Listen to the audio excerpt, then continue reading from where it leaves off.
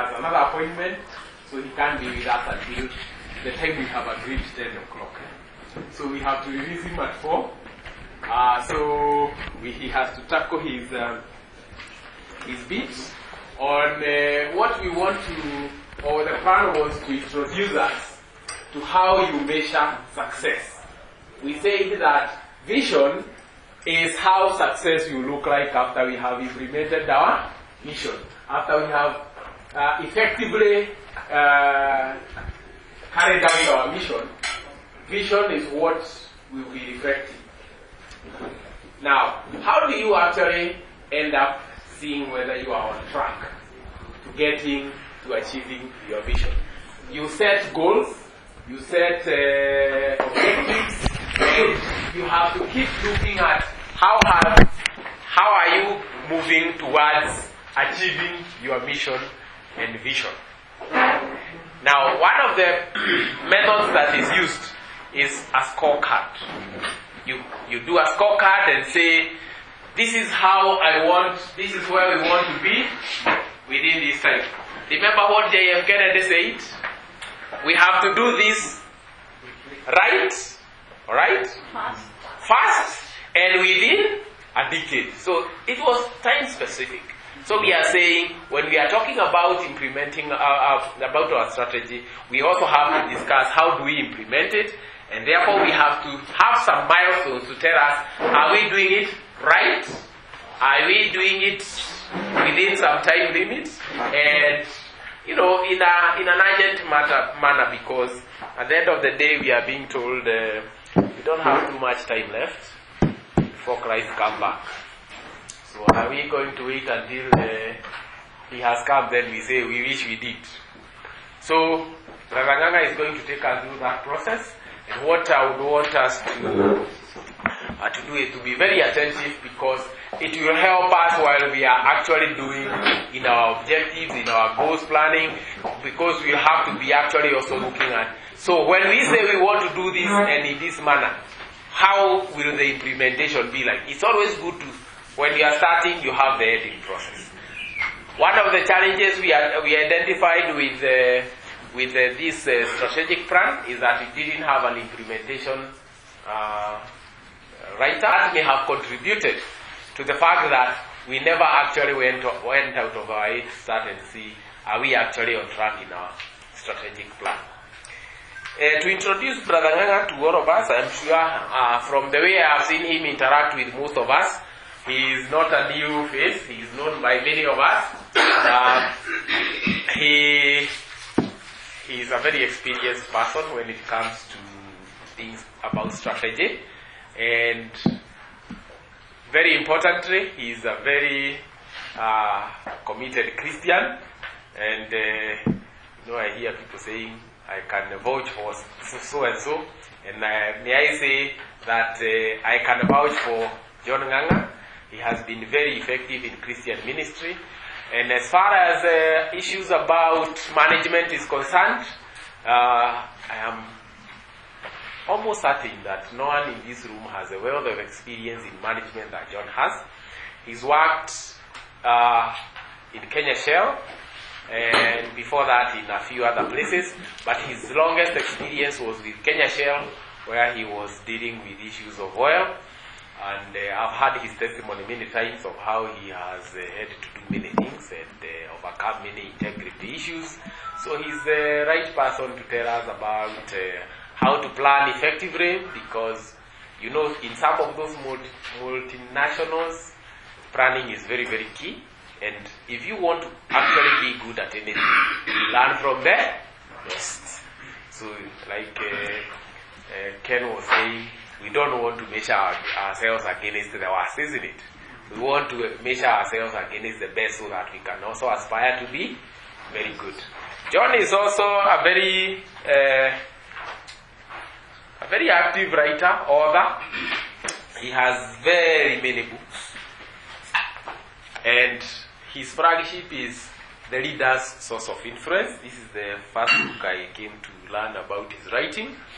And if you actually want, as leaders of ACK Diocese of Nairobi, to learn about your source of influence, he has this book.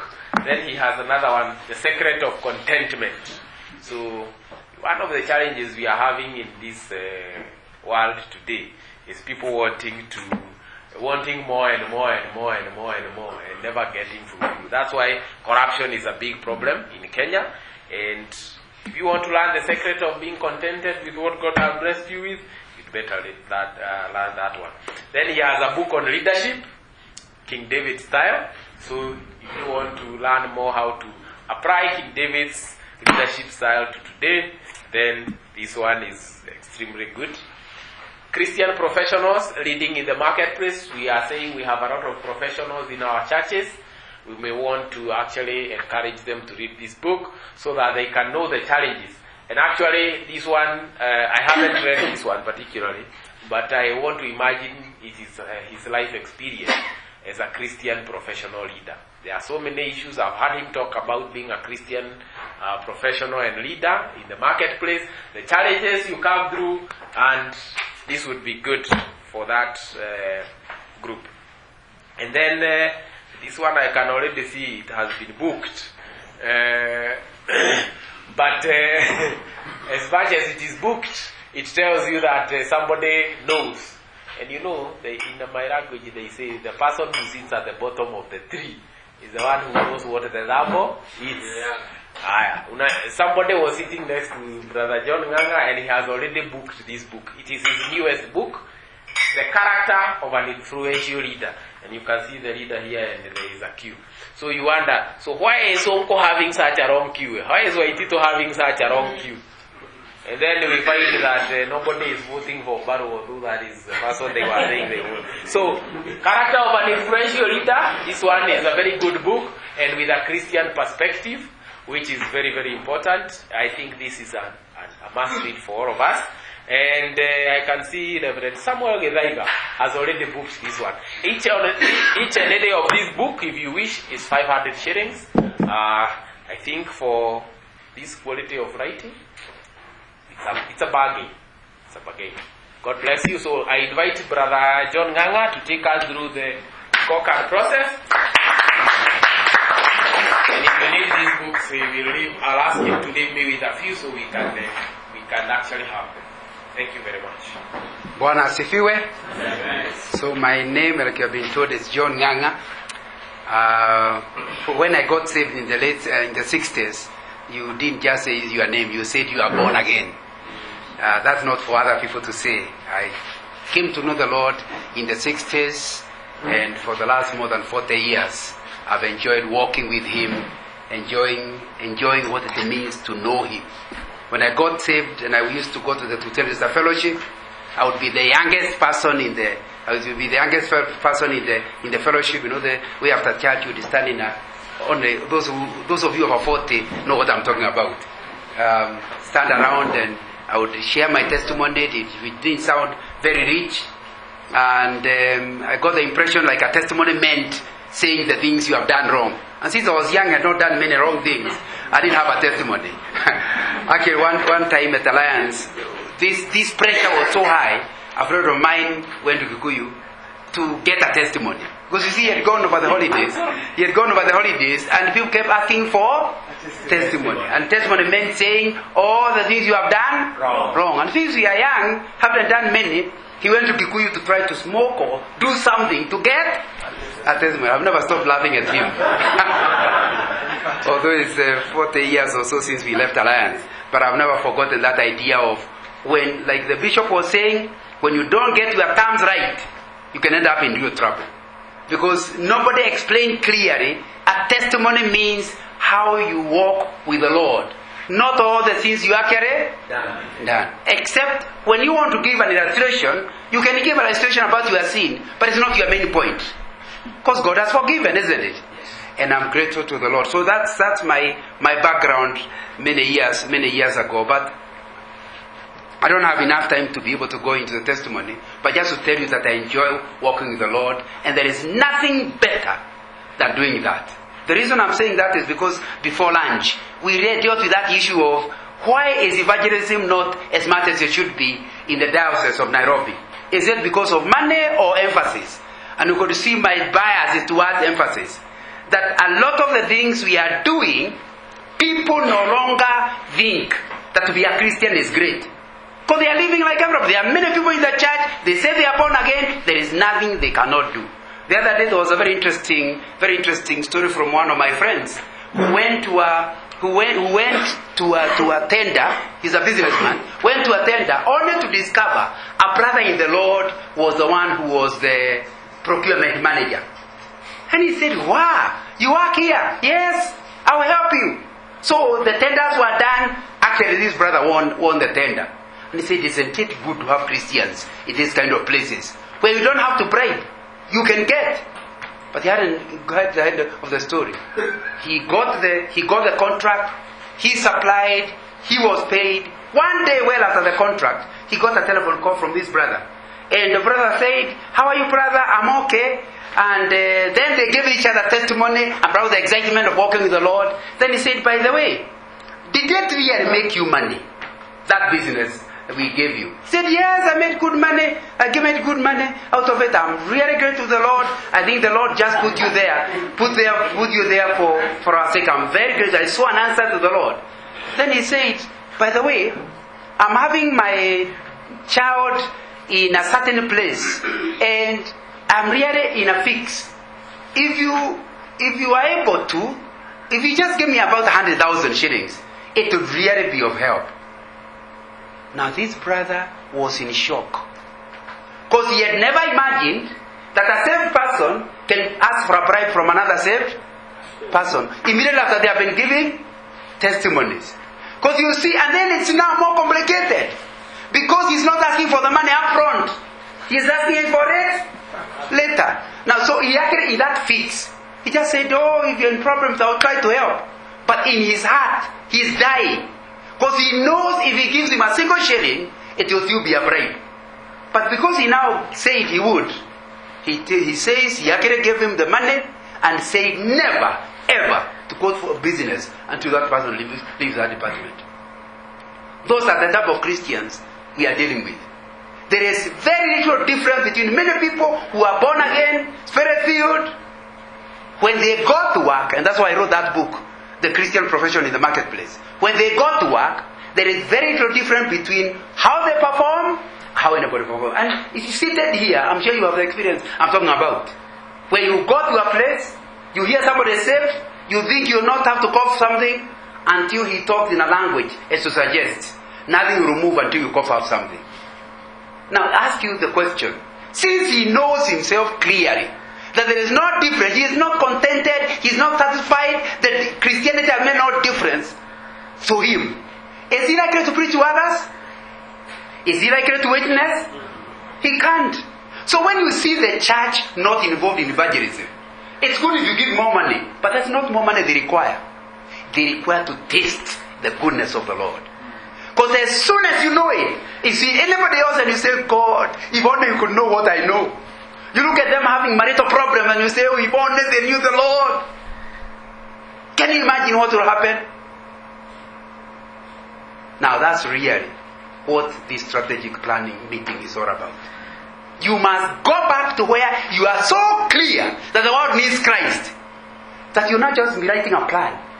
You're asking yourself, "God, in this plan, what is my role in it? What do I expect to achieve? And how will I measure what the achievement is?" And so when Peterson asked me to come, I do that for many organizations. But when I said it's a church, I did not have to be persuaded to come.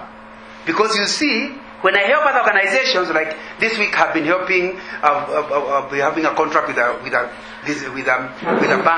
banking organization in terms of helping them performance management. And in that case, if they really do well, they make more money. But if the church does well, we have more people in heaven, isn't it?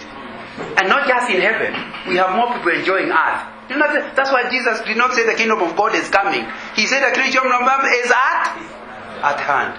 So that you start enjoying it now. So although my job was not that, but I thought just before I talk about the scorecard, that you start understanding that there is nothing more exciting than to be involved in winning people to the kingdom. Because there is a world of difference between somebody who doesn't know the Lord and somebody who knows the Lord. I'm not talking about a pastor. There are many pastors on their way to hell. I hope they are not seated here. But I've met many people born again, and they are on their way to hell. So it really doesn't impress me if you tell me you are a pastor, because I've met many. I have been in church leadership in various places, and you have had to fire one pastor after the other. What's the problem? He tells me clearly, I couldn't help. I just took the church money. Now, and at the same time he was preaching about the Ten Commandments. Now, so you need to understand that what we are after is not people having titles. What we are after is people tasting the goodness of the Lord. Because as they do it, they certainly go there. Let me tell you this idea, and that's what I was supposed to do in the morning. I wanted to really emphasize the idea of the strategic plan. You are not after a plan. You are after a change of mentality. It's called strategic thinking. Strategic thinking is different from strategic plan. Strategic thinking is where everything you do it because of your strategic intent. So once it's clear what our vision and mission is, can you remind me what our vision and mission is? Because I read the wrong one. The vision is I'm asking the wrong person. Okay, you are being protected. I'm being protected. But since he sounds like the younger one. You are not protected. Yeah, you're not protected. It is to empower God's people. Here then. I should be there. Come and write it here. Come and write it. Go there. Come and write it there. Because that's what my job is. My job is to help you to measure your journey towards that strategic intent. Vision. Start with the vision. Write it at the top. Write it up there. Vision. I'm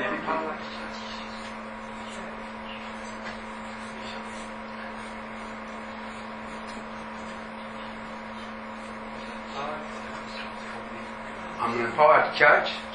I'm empowered what? Church. You didn't write church, that's why. Okay. I'm empowered church.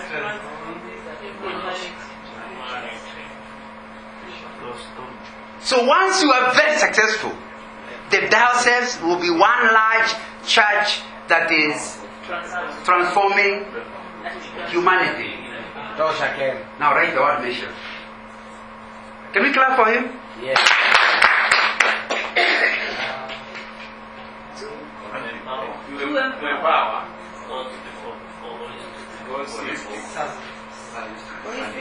To empower. To empower God's people. For holistic service. For holistic service.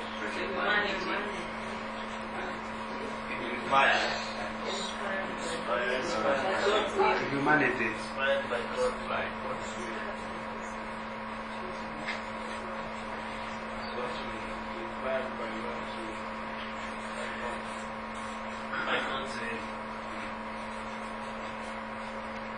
Okay, so that's what we want to achieve. So, if really this exercise achieves what it is intended, we will not have a book. We will have a change mentality, where everything anybody in the diocese of Nairobi does, they always ask themselves, how is what I'm doing going to help us to arrive at this vision? An empowered church transforming humanity. And how is what I'm doing helping me to empower those people? If you see what I'm doing is not empowering them, you stop. Because in strategic thinking is dropping everything else that doesn't help you in your mission. When I'm talking to young people, I normally tell them, if a girl is approached by a brother, I normally tell her, don't bother spending a lot of time in the first date. Find out what's the mission of the guy. Because if he has no mission, if he marries you, where do you go? You need to understand that anybody who is called an achiever always has a personal vision and mission. And the same thing with the church. Clarity. Now the difference between the personal one and the church one is that all of us must have the same mission. We all who work for the diocese must have the same mission. Let me give you an example of a person who is doing a job but does not strategic thinking. And I'm giving an example of a church in the Diocese of Nairobi. I'm giving a story that is more than 20 years old. So it's unlikely to be any one of you. I still remember when HIV/AIDS was very new. Remember, in the 80s, this was a new thing, and everybody feared. One of my workmates was among the first group of people to get HIV/AIDS. And we were working together. I was trying to preach to him, trying to encourage him. He was an engineer.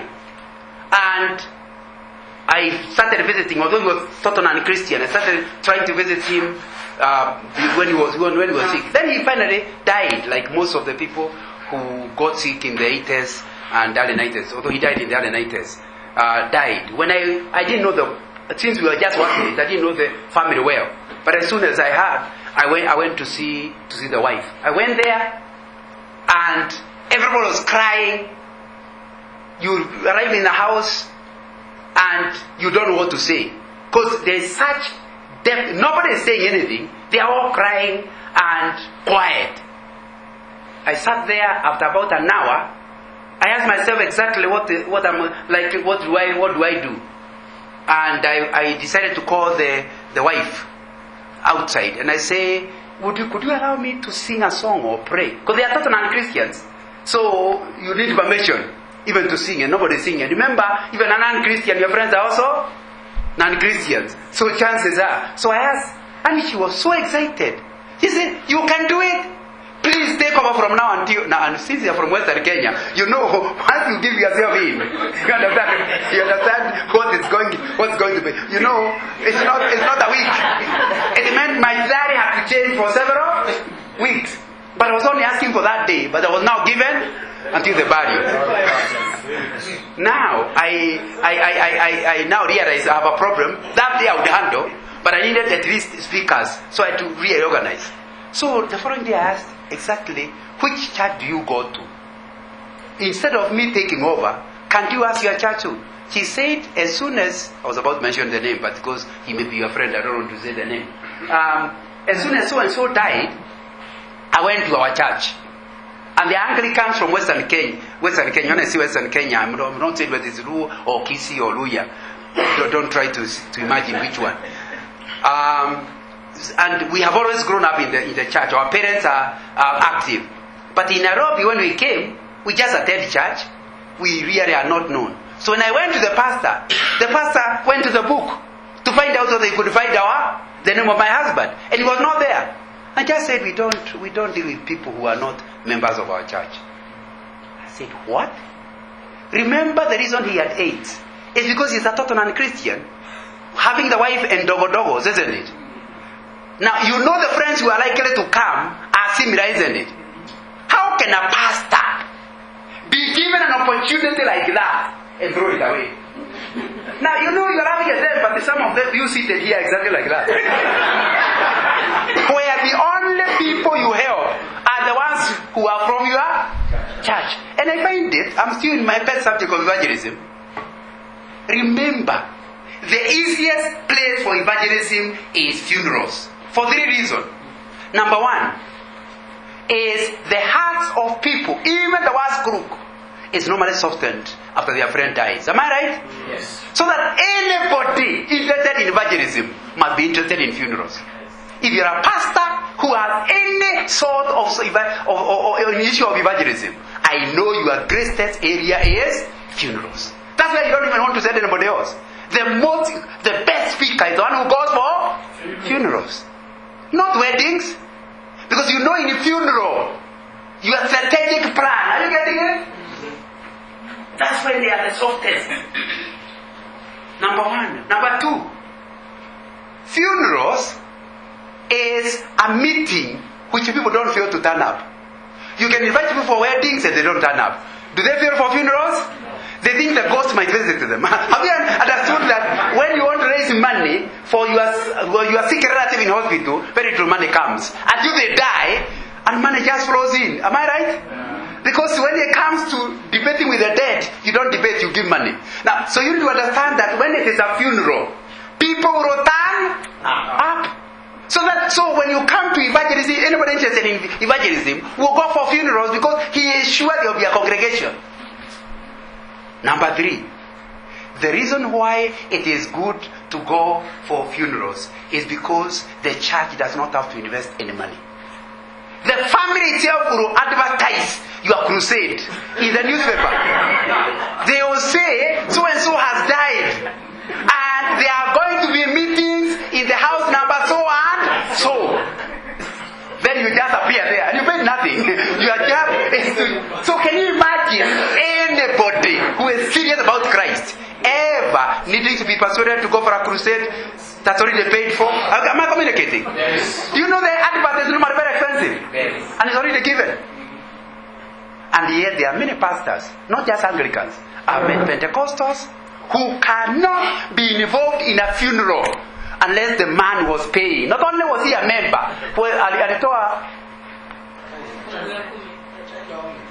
the giving, isn't it? Now, when you meet a pastor like that, you are meeting a pastor who has no strategic thinking. Nothing plan. I'm not interested in the plan. I'm interested in strategic thinking. Where you ask yourself, what is important? What is important is determined by the strategic intent. What you aim to do, what you aim to achieve, is what determines what you do. Doing, it does not matter. The activities are just nothing. What makes them something is when they help you to reach your strategic point. So you ask yourself, out of the busy schedule of a pastor, which one of them most helps him to reach his mission and vision? Once you answer that, many of the things that are making you so busy will be just dropped. They are not important. Because you are no longer, you ask yourself, how much does it contribute? Nothing. And strategic thinking is what makes the difference between people who succeed and people who fail. Organizations that succeed, organizations, all of them are busy, but they are not strategic. So that you find somebody, one organization has even more money than another.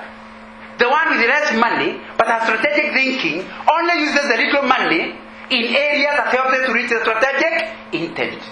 Remember, the strategic intent is where do you hope to achieve? What do you hope to achieve? That's what I'm calling strategic thinking. So I thought, in the little time I have available, if I'm able to get you to ask yourself, because remember, after writing this vision and mission, you must now, the next stage is to adapt this mission to your particular congregation or to your particular institution.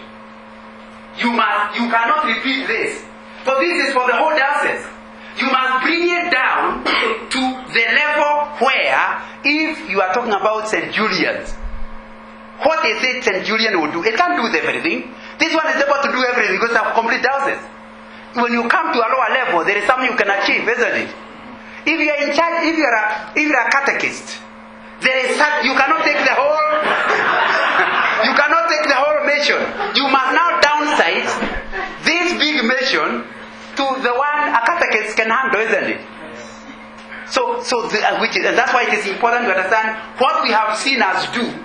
You must now go to do for your particular branch. Because the weaknesses of the diocese are not the weaknesses of your branch. Am I right? So you must do a sort, totally different from the one we did. The good thing is, a lot of the things that were for the diocese might also be in your branch, isn't it? Yes. But you don't copy paste. Yes. You analyze. And you don't analyze with people from the rest of the diocese. You only analyze it with the people from your branch. Because they are the ones who understand what is strong and what is strength and weakness. So you have to bring it there. But for you, before you come to strength and weakness, SWOT analysis, you must downsize your vision to your particular area. And that's what I wanted to do at 11 o'clock, trying to see how you can bring it down and prepare an action plan. But we don't have that. So my prayer is that if I don't achieve anything else, that today you will go asking yourself, in the particular parish you are dealing with, or the particular institution you are dealing with, what will that institution contribute to the vision and mission of the rest? Because the critical thing is, your institutional vision cannot contradict the diocese one. It's supposed to help the diocese one. So the first thing you check about your institutional vision and mission is, does it align itself to the total? Because there is no way the diocese will achieve its vision unless the particular units achieve theirs, isn't it? Yeah. So you must be able to bring it down to that level. bringing it down, so you start with the top, you bring it down to the lower level. After bringing it to the lower level, you must now bring it to every department. Like if you are talking about centurions, there will be a way you have downsized for centurions. Then centurions will have the chef department, the gardens department, the housekeeping department. Each one of them must again also develop a vision and mission. Now, not for the whole of centurions, but for that particular department. How can a chef help centurion achieve his mission? And how can centurion help the diocese to achieve its mission? That's how you go down. Once you have arrived at the departmental vision and mission, you now must drop it down to individual staff. Vision and mission. And all of them, everybody, including the messenger must have a vision and mission. And that vision and mission must tie up back to the diocesan vision and mission. So if you ask a messenger, he must be able, what is the purpose of your job? The purpose of his job must tie up to the diocesan vision and mission. But many junior people, because this thing is normally done by senior staff like you, it does not go down to the level of messengers. If you ask a messenger since Provost is my friend, I'll use him as an example. If you ask a messenger at St. Stephen's Cathedral, what is the purpose of his job? What is he likely to say? Wiping the seat. He is likely to say, my job is wiping the seat. You know, for this strategic thinking to work, the messenger must be able to say something about why his job exists in meeting that mission. And it is your responsibility who came here to go and sit with the messenger and show him how the job is. The example I like giving is an example I had, and I thought, in Europe, what they call tourist attractions normally are buildings. You're aware about that. I remember going to Finland, and when over the weekend, they wanted to take me around on a share trip, and they wanted to take me around. They actually took me to huge churches that were built before 1000 AD. Huge, big churches. I actually looked at it. You are talking about 100 feet up. I wondered, 1,000 years ago, how are they taking theirs? And he told me many people died. That's why this is an architectural attraction, because you can't even imagine how it ever works. Now imagine, because you see the Catholic Church was in charge of the whole of Europe. So the best architects were used to build churches. Are you getting the message? So that when you go to see a church, you are seeing the best brain of that generation. So when you look at that church, imagine the story is told of somebody went to see a cathedral at a construction. And they found somebody who is a bricklayer. I think in Kenya we call them masons, isn't it? Now, and he asked him, what are you doing? The guy looked up and said, but I'm laying the bricks. Because anybody can see he's laying one stone on top of the other. Let me ask you a question. That guy, is he likely to be motivated? Because his call is to lay bricks, one stone on top of. Is he excited? No, he is working for the salary. Not for anything in that place. So the guy left him and went to another one who was doing exactly the same thing, laying bricks. He asked him, what are you doing? The guy stood up back and insulted, and he says, I am building a cathedral. Between the two guys, who do you think was more motivated? The first or the second? The second. Because he did not see himself as laying bricks. He saw himself as telling his grandchildren, do you see that famous cathedral? I was a mason there. I am the one who built it. Can you imagine the excitement of his old age? So every day he rises, he sees his old age as talking about what he did to participate in the building of the cathedral. Back to your messenger. There's a messenger whose job is to sweep. What do you think? Is he motivated coming in the morning? No. But if you can help the person to see the mission, how his job contributes to the mission, do you know the wife will not need to wake him up? Because he wants to come to church. Because he doesn't see his church as sweeping. He works as sweeping. He sees it as different. But then they were not just two, there were three. Would you like to know about the third guy laying the bricks? When he reached the third guy, he asked him, "What are you doing?" The guy straightened up, smiled, and said, "Where do you come from?" He said, "Where you come?" He said, "I just want you to know, my job in this place is to depopulate hell and populate heaven. That's what I'm doing." The guy did not see himself as laying bricks. He saw himself as building a cathedral, yes, but beyond that, he saw himself as a cathedral with an evangelist. People getting saved. And so leaving hell and getting to, he saw himself as an evangelist. But what was his actual job? Laying bricks. Can you imagine what will change in your church when people stop being bricklayers? They even stop building cathedrals. And they start seeing the ultimate eternal mission for their job. Amen. But it will not happen. You have to get involved. By you yourself turning your job into the mission that aligns with this one. Seeing how do you fit in helping the diocese to reach where it is supposed to reach. When you get that, you will now be able to help others to interpret their jobs so that you are able to write something all along that helps them. Let me just, since I realize my time is up, just talk about this strategic thinking have to be aligned also to something called system thinking. What is system thinking? System thinking, unlike the strategic thinking is where everything you think and do is always checked against the intent of where you want to go. System thinking is where you don't just think about what you do. You think about what you do and what somebody else does and how they can interact together to produce the mission of the total organization. Am I clear? That's system thinking. Because a lot of people just think about their job. What is your job? An accountant. But he does not see how his job as an accountant affects the salesman. So when the salesman give their voucher for the mileage, the guy thinks, these people are eating company money all the time. I will not pay them now. I will pay them on Friday.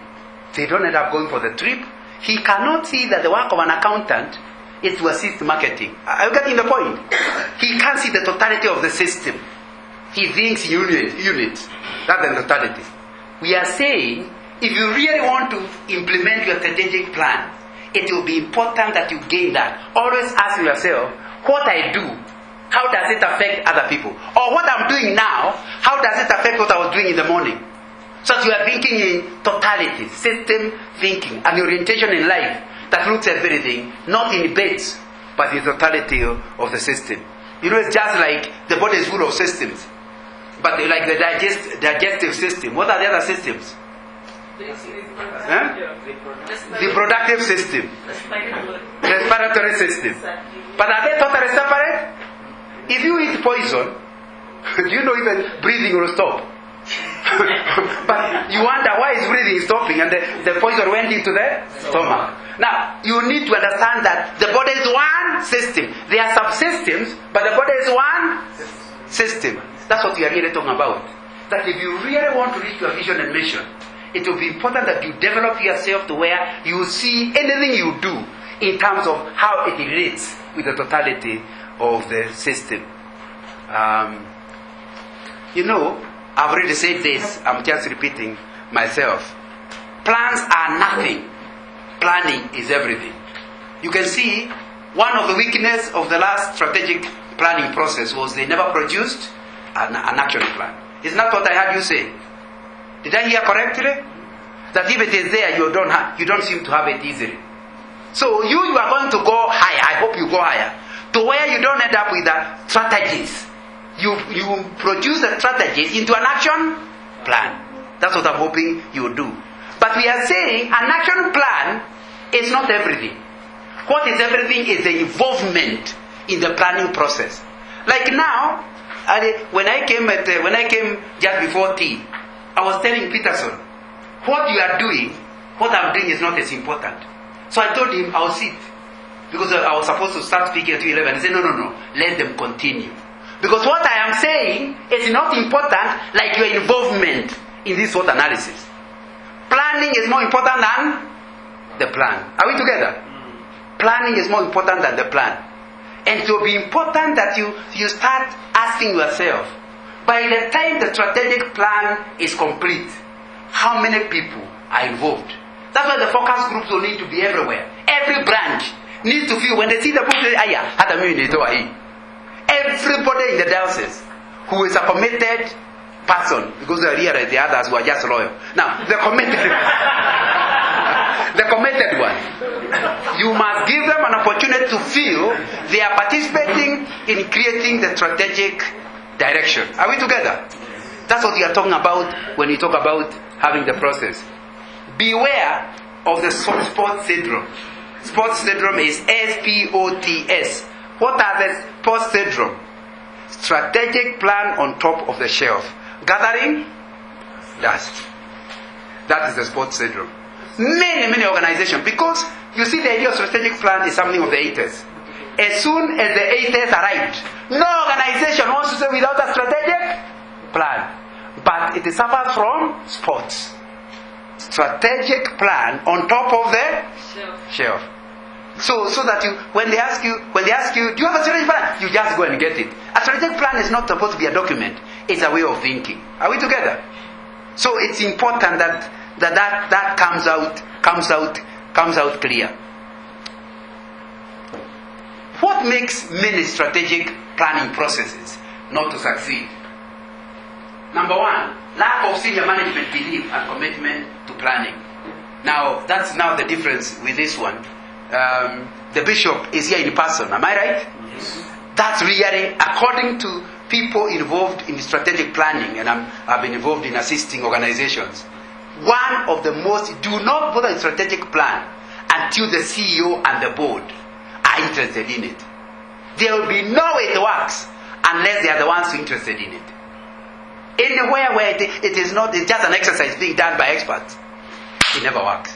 Because the implementers require involvement. So that's the first thing. So when you don't, it will die. Number two, group size too large or too small to include the collective leadership. In other words, you look at the people here.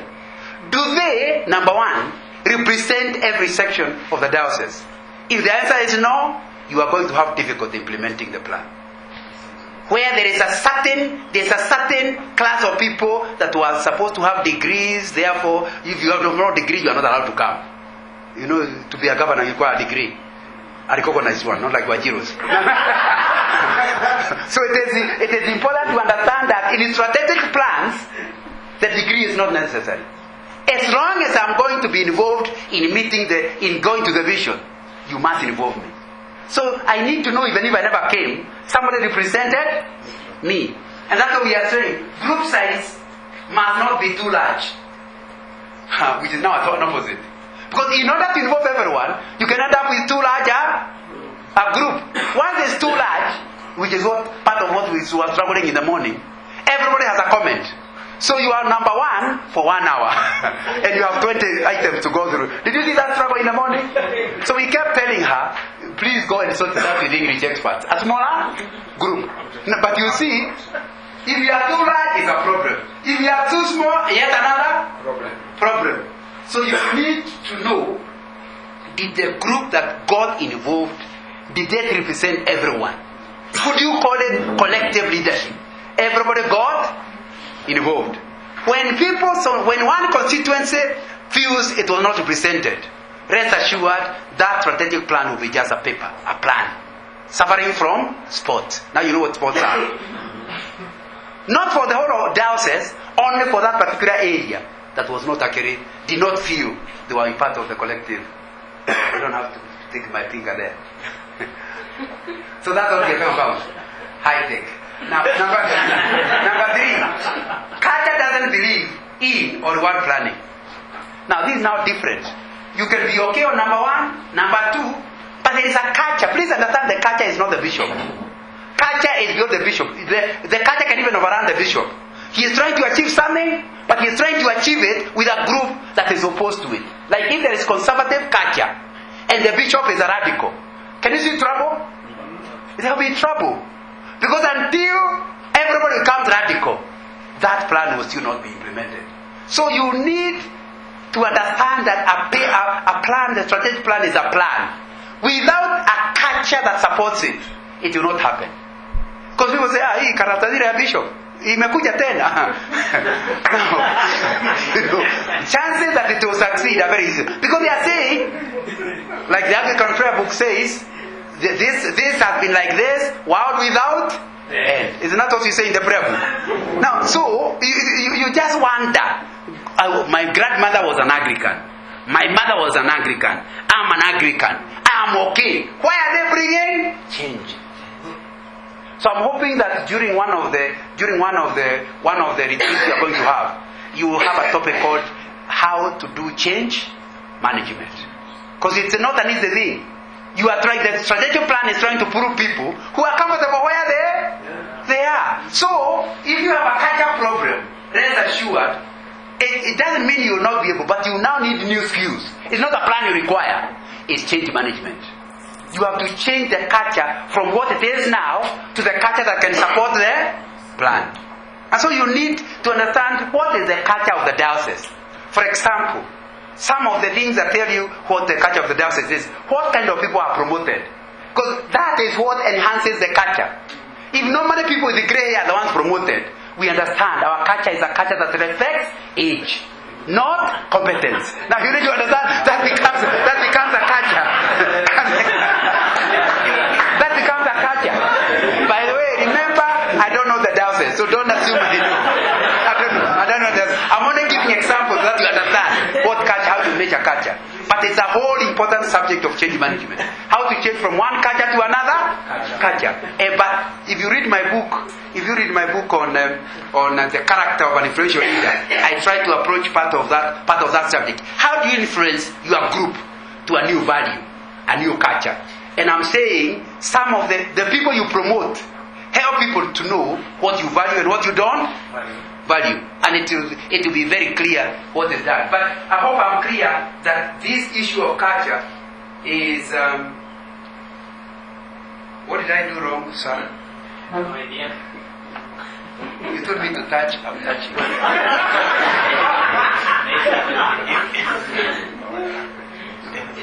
So, could we... Alright. Oh, it has come back. Oh, now in a new. Okay. So we are now. So I hope I'm clear that if you really want your strategic plan to work, you must create a culture. And by the way, it's not you. You cannot force a culture. Culture change. Anyway, I don't want to enter into the topic, but it's an important topic. Culture change is not something that happens yesterday. It is something that takes time. And culture, unfortunately, when you hear the word culture, you normally talk about traditions. My wife is a lecturer in cross-cultural communication. She keeps emphasizing, culture is not what we used to do. Culture is what we are doing now. So that there is a diocesan culture today. We may not have defined it, but there is a diocesan culture. If you see, generally speaking, how Nairobi Diocese churches work, they have a culture. And if you are transferred from outside, please watch out. You must understand that culture. Otherwise the culture could eject you out. So it's important to understand that there is a culture. Everybody has a culture. And even homes have cultures, isn't it? There are things when if a father does something, they'll think, what's wrong with my father? But if another father does it, and the children are happy, isn't it? Those are the things we are talking about. Now, number 4, time, resource, commitment isn't there to plan. Which is what the bishop was saying a little earlier. You can say you want to support evangelism, but if you are giving them no money, there will be trouble, isn't it? So we are saying, for a plan to work, one of the most important, and that means will need to be in your document, you must say, where will the money come from?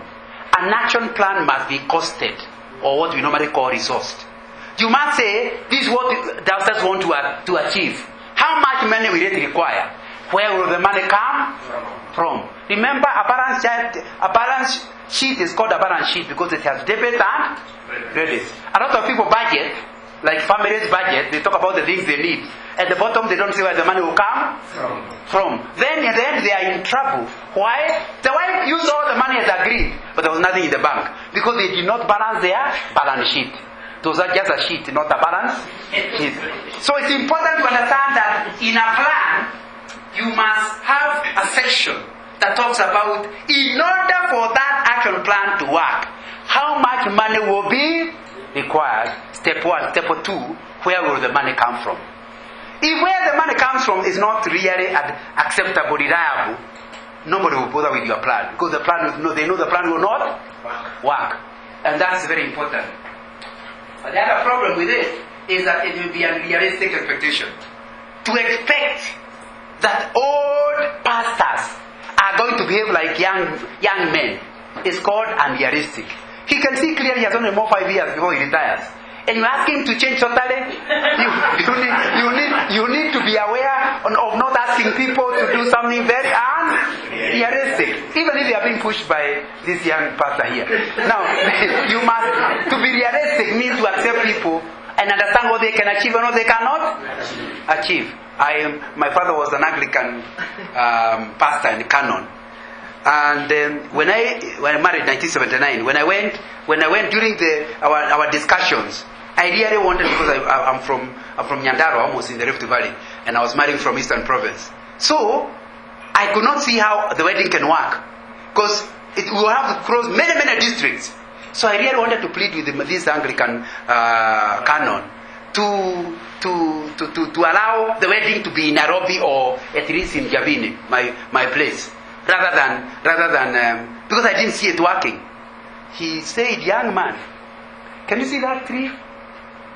Yes, there's a tree outside, a Mugumo tree outside my father-in-law's house, which is very high. Of course, you remember Kikuyus don't cut, and Central people in Central don't cut Mugumo trees. Am I right? So it keeps growing. So, do you think I'm able to jump over it? I laughed. Said, no. That's what you're asking me to do. I'm an Anglican pastor. We believe the girl always has to be blessed from home. So the wedding must be here. And I said, but what will happen to the reception? Because when I went to my people about the reception, they also said, can't you understand English? Receive. You cannot receive somebody in their home.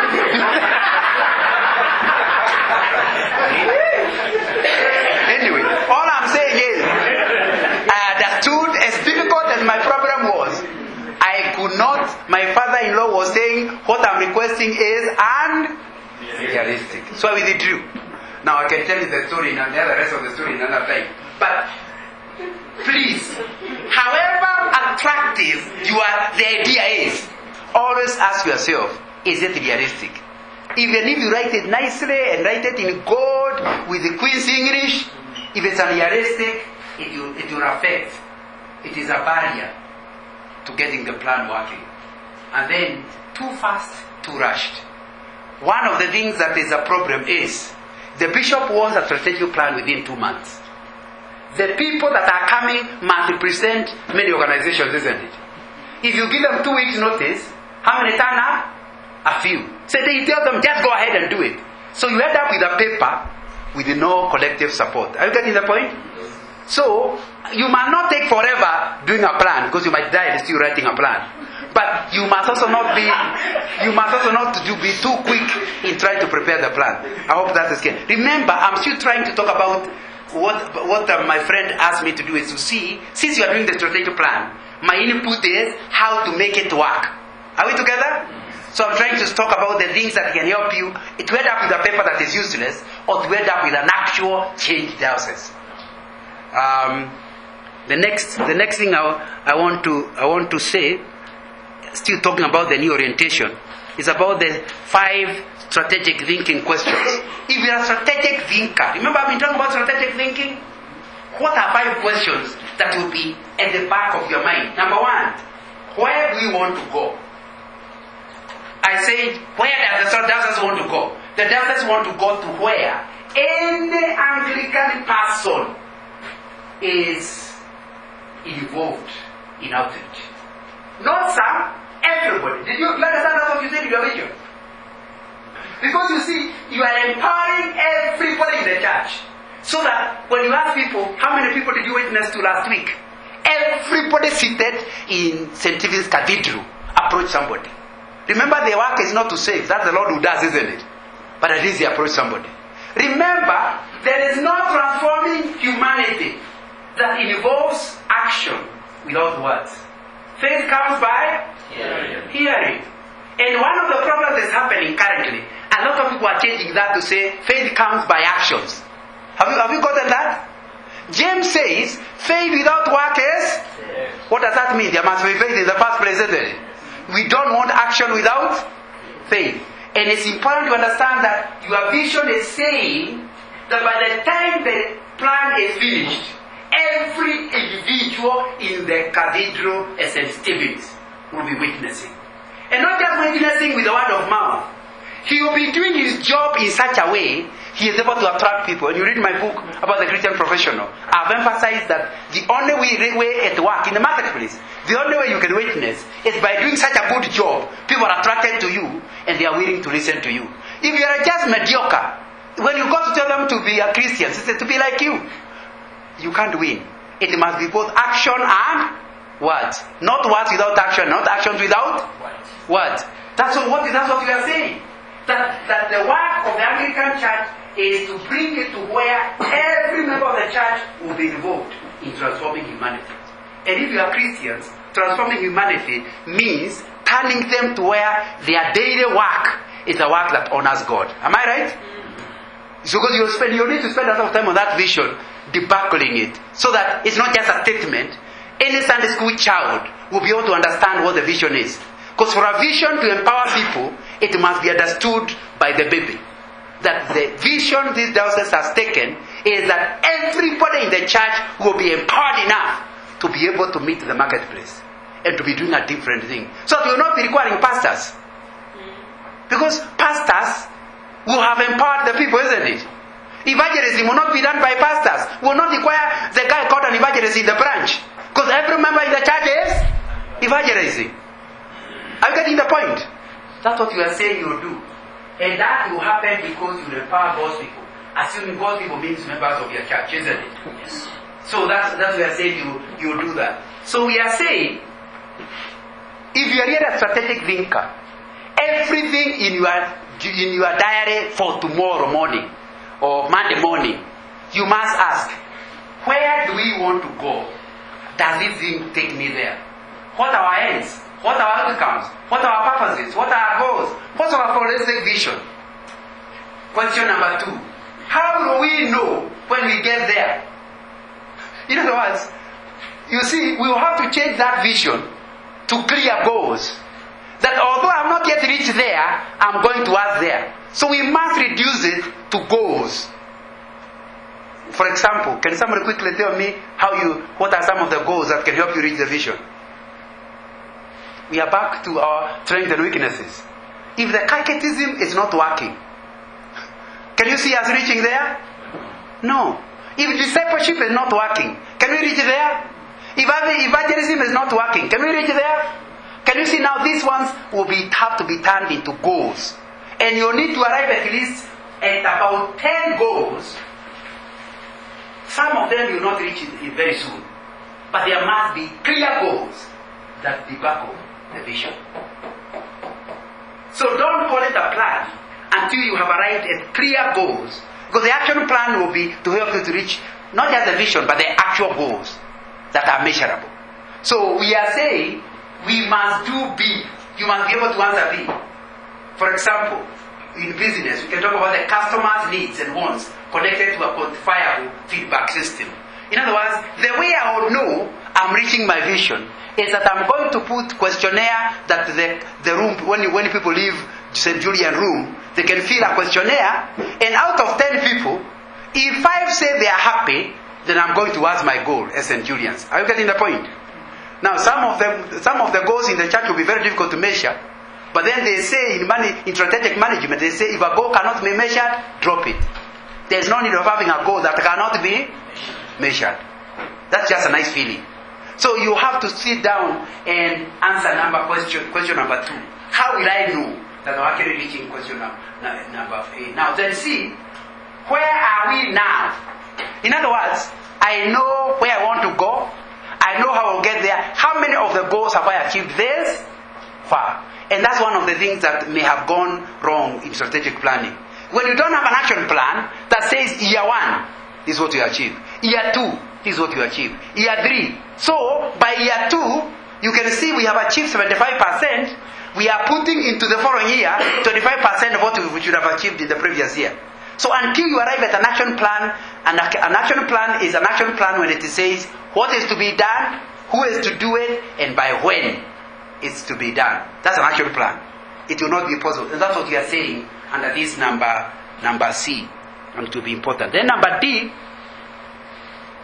how do we get there?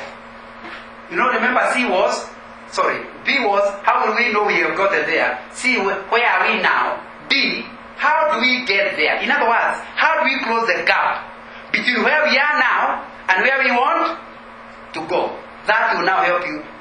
We are closing the gap from C to A in a complete holistic way, in an ongoing way. So, when you write an action plan, initially for the 5 years or for the 6 years, I don't know how long your strategic plan is, it will be now just a general understanding. After the first year, the whole plan must be revised. Because some of the things in year 1, have entered into year, or you have done so well, that some of the things in year 2 have been done in year, so you need to revise it. So this group would have to be assumed to come back here or elsewhere once a year. If you don't have a plan, and that needs to be in the strategic plan, that says we shall be meeting once a year to do monitoring, which was my other subject. I was supposed to cover how to monitor the strategic plan. Remember, it was in your program, which I will not be able to do. But you need a program that will show that you will all be coming back. And when you come back, you don't come back to talk the way you are talking today. You have to have evidence. Because this time you are not dreaming. You are saying, this is what we have achieved. But since you said what the goals are and how they were to be measured, when you come, you ask, have we really been able to resurrect our evangelism focus? You don't say yes. You say, this is the evidence. Are we together? But for now, we are allowed to dream. Dreaming is allowed. But when you come after 1 year, we don't dream. We talk evidence. Are we together? So we need to be very clear how that meeting will be done. And that's what we are saying. How you need to write that. And of course, the final, I said 5 of them, is what may change in our environment in future.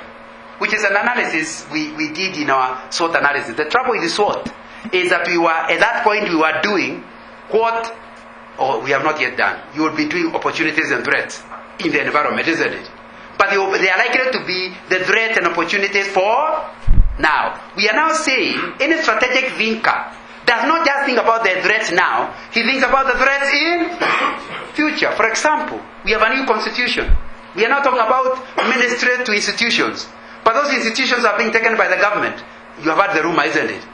So you must talk about the threat of the future. If the government takes the schools, what will happen to you? What the Anglican Church hoping to achieve? Because schools were one of the major strategies of the first missionaries. Wherever they went, there was a hospital, and what else? A school and a church. The minimum mission station was 1 school, 1 church, and 1 dispensary or hospital. Now, nothing has changed. Human beings are exactly the same.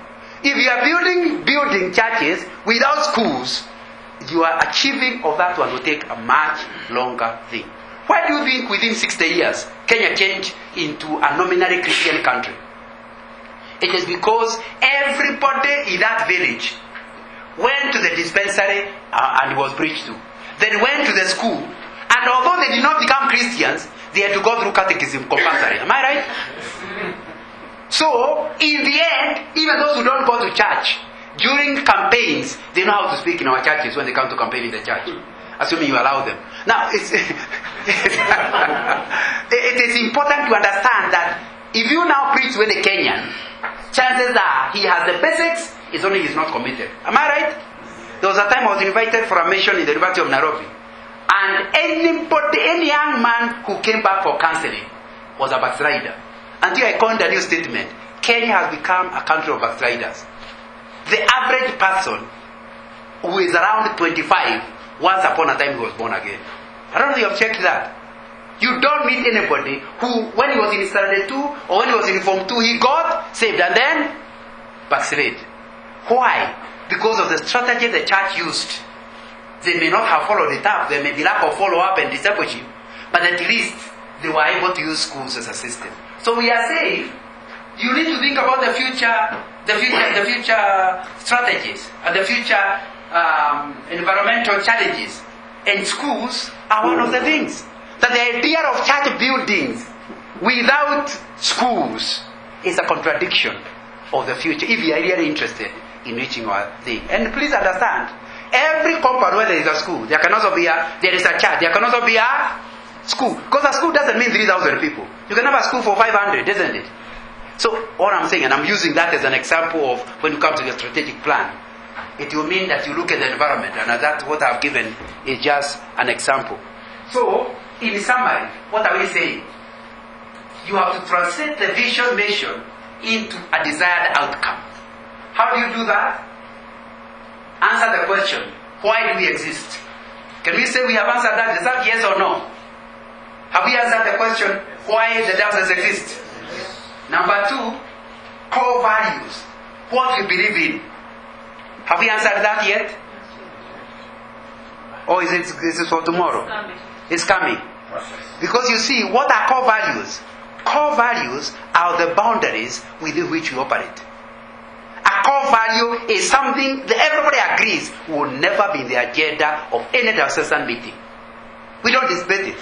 For example, you say our core values are pastors with a sexual purity. That's a value. If that is a value, if a pastor has slept with somebody's wife, we don't debate it. He doesn't even come. We just goes. I'm getting the point. Because there's a core, and core values are never discussed. Never. If it's being discussed, it means it's a value, but not a core value. So don't write too many. Normally you don't write more than 6. Because a lot of values you have are not core. They are things you like. Now you need to find out what are the core values. Because if they are core, they are called assumptions. They are things everybody assumes and assume to exist.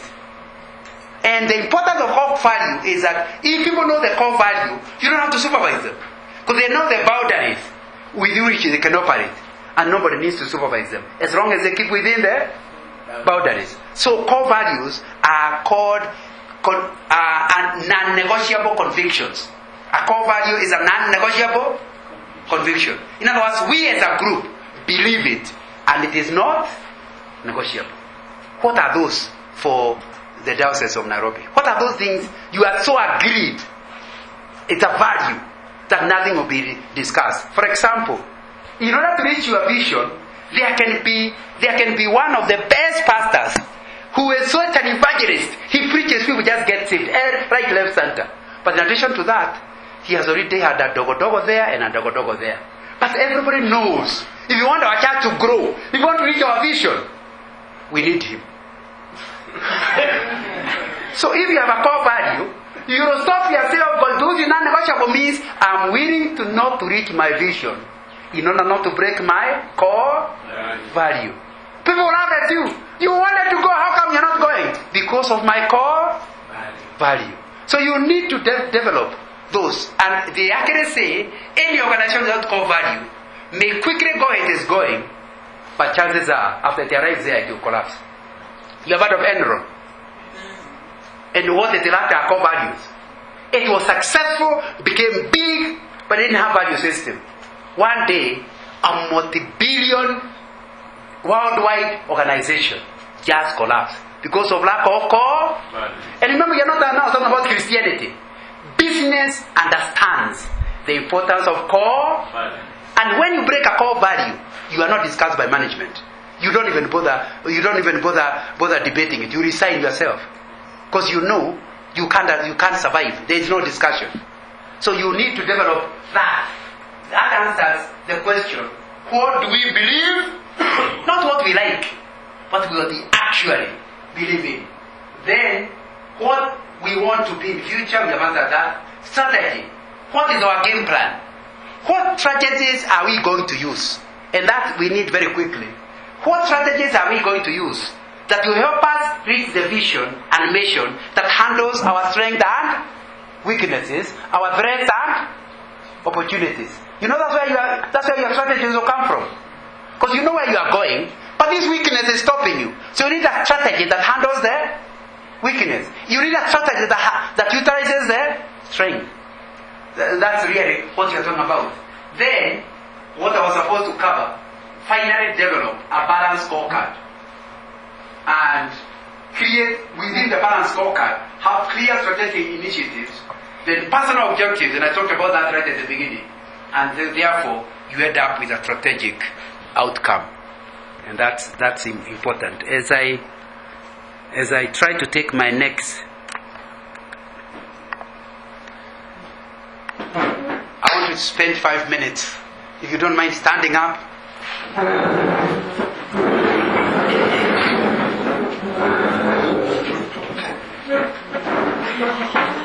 I've tried to rush through that introduction, but if you have a question, I will take 5 minutes break before I go to the scorecard, just so that I deal with it. If you have stretched yourself, you can now sit. Okay, any question, any comment? Is there something I have said that has provoked a thought in your mind? So that it doesn't have to be a question, it can be a comment. You can repeat what I said in your own words, and maybe some people will understand better than when it is from me. But it can also be a question or a point of clarification. Yes? I think it is, I'd like to can come home why we are here. And once you know the reason we are here, our planning and our strategy and our vision and mission will become easier. And when you talk about the core values, I think it is it all, which is very, very important. So we look forward to coming back and doing the core values, because I doubt even by 10 o'clock you have finished them. Okay, that's important. Yes? Mine is a question. Go ahead. Concerning the narrowing it down. Yeah. When you have the vision. The diocese vision. The diocese is the vision. Yeah. Then it's supposed to be narrowed down now to the institution. Yes. Now, does the institution now have to come up with a new one, or? No, I told you it is narrowing it down. You are using the right words. You are taking this wide vision and narrowing it down. For example, this week I've been working the strategic plan of a bank. Their plan is to be a one-stop shop for entrepreneurs. That is there. You can see, I can still remember it. Because that's one of the important things about the vision. It must be short so that it can be remembered. You're not supposed to read a vision. You're supposed to remember it.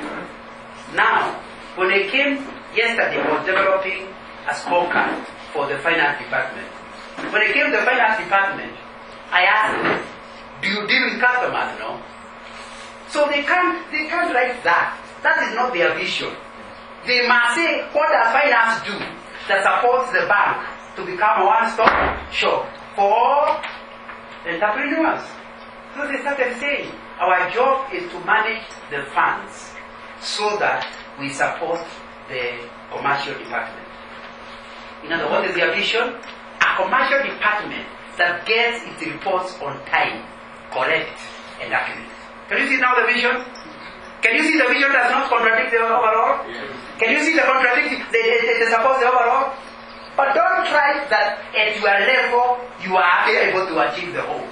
The whole is able to achieve because there are many organizations within one organization, isn't it? So you must come to a lower level. So we are not asking you to produce a new one. You are asking to downsize to the lower one. I don't know which example we have. Which institution can we use to help?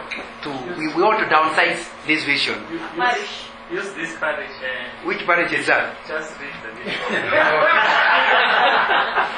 When did you write it? No, just see whether it would match. Now, first of all, when did you write it? Before this one was written. Before it was written. So it's already out But of I'm question. seeing it almost the same. Okay. Now this one, I'm reading it loudly for you. To be a transforming holistic Anglican church is, first of all, that's not a vision. It sounds like you are giving yourself. Anyway, let's really look. What is the mission? Where's the mission? It sounds like a mission. Now, so what is this? Is it a vision or a mission? This is a vision. So what is your mission? It's there also. But Oh, just to discuss sorry, it.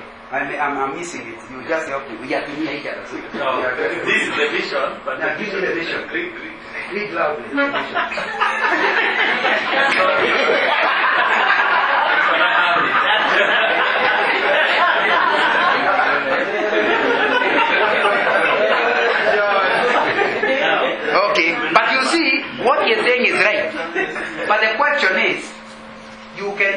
if you think, for example, This is the example of children. If you are children minister. you are in children department. Yes. Good. Let's help him. We want him to write. Is that for the whole diocese? Yes. Good. That's a very good one. Because that we need to see something the children can feel is determined they can accomplish. Because here, an empowered church transforming humanity.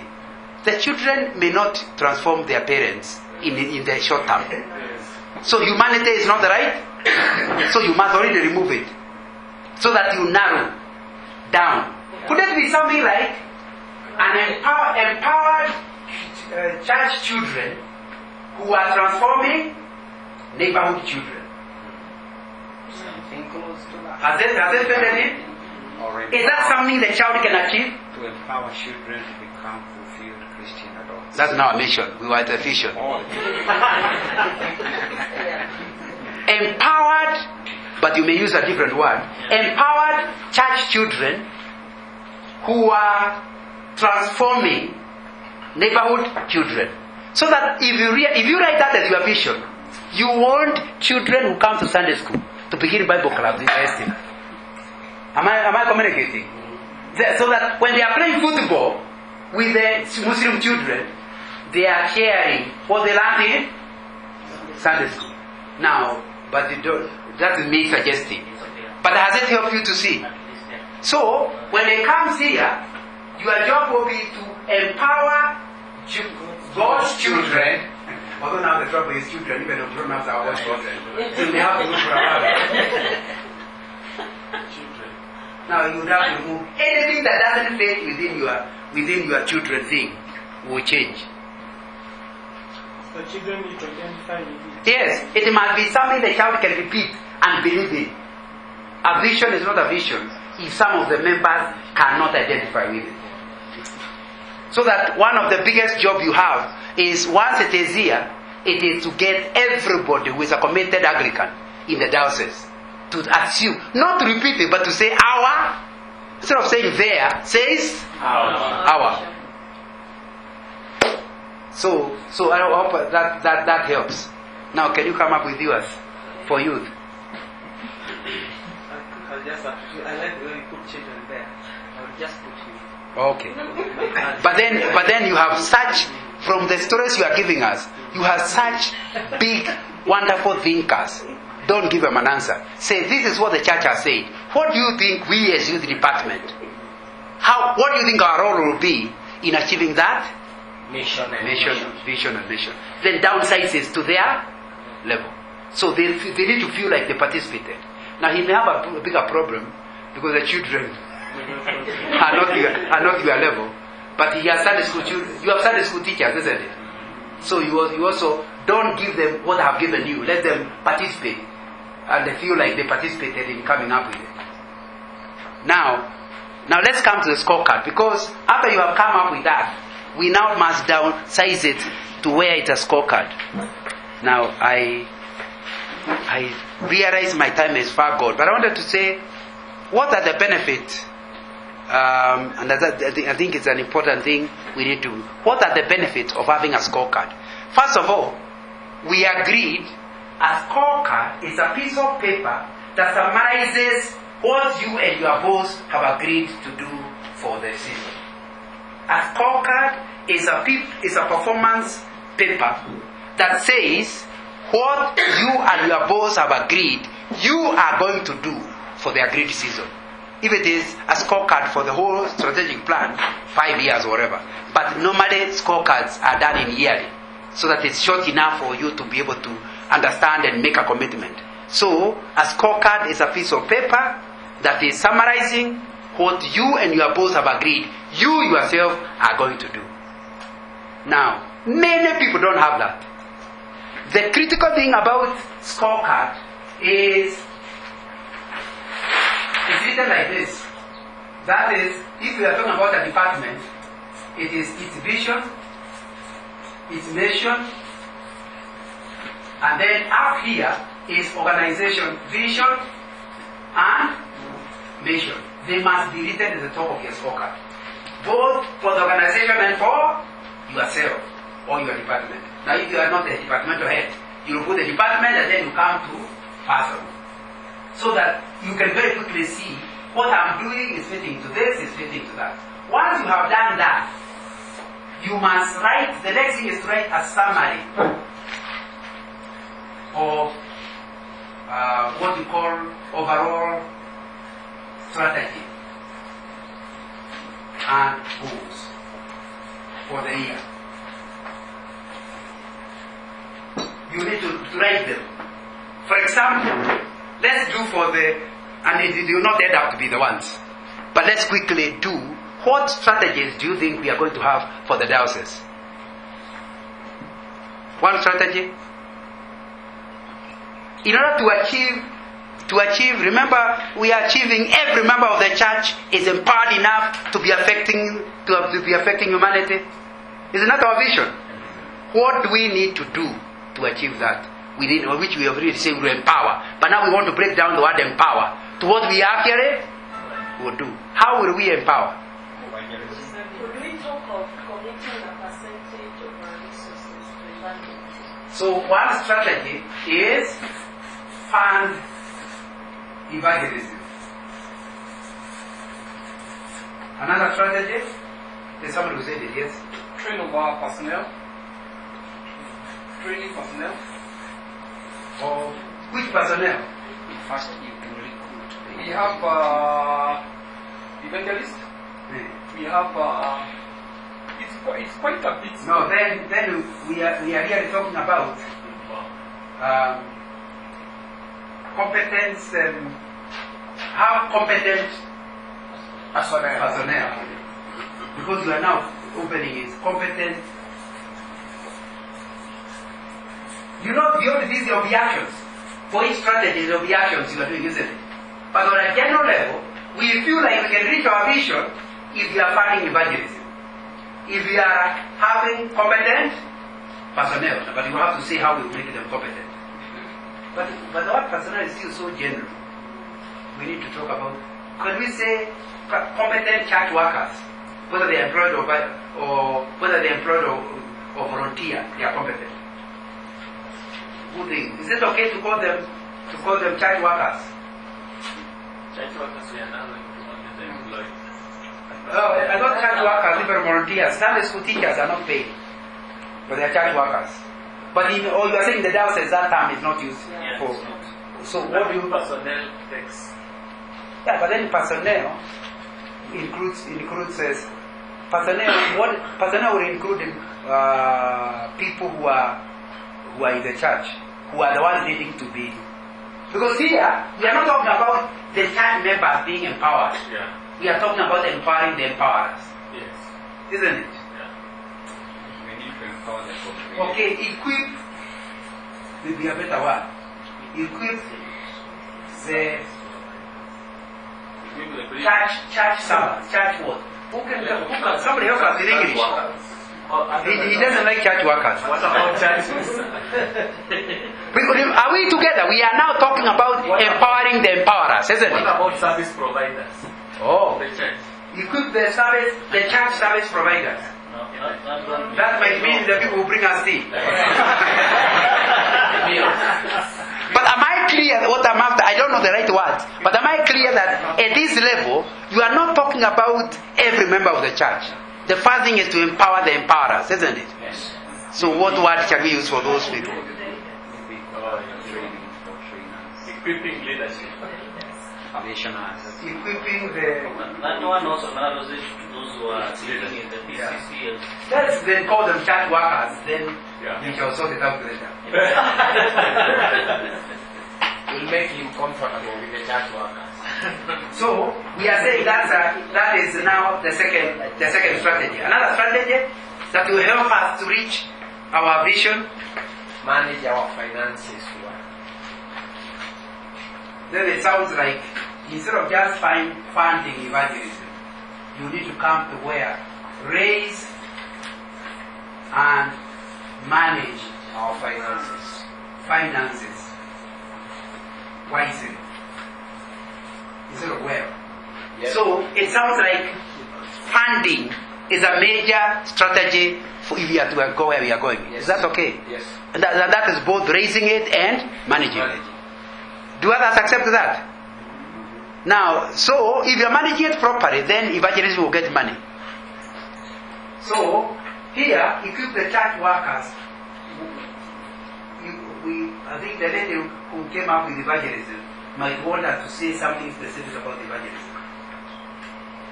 Equip all church members for outreach. That's not specific. In other words, you are equipped generally, but you need to be equipped.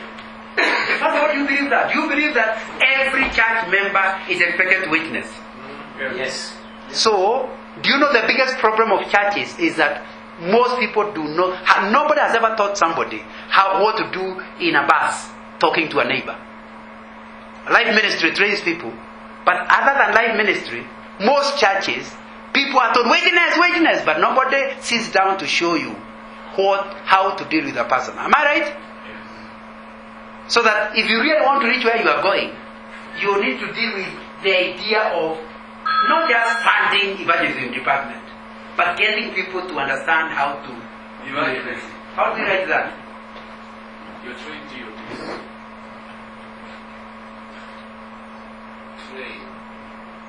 Train all Christians in outreach. Where it is, because here you're equipping only the leaders. This one, evangelism is for everybody. Am I right? Yeah. I call it outreach. It's okay. Oh, it's okay, yeah. Is it all Christian or all church members? Because Christians they work close. But we are the diocese. So it's only Christians within the Diocese. In the diocese. Yeah. Oh, we want to see all Christians in outreach. All diocese Christians. So that you don't want the Pentecostals also coming to this. Yeah. Okay. Now, 4, I wanted 5. Yes, develop material, discipleship material.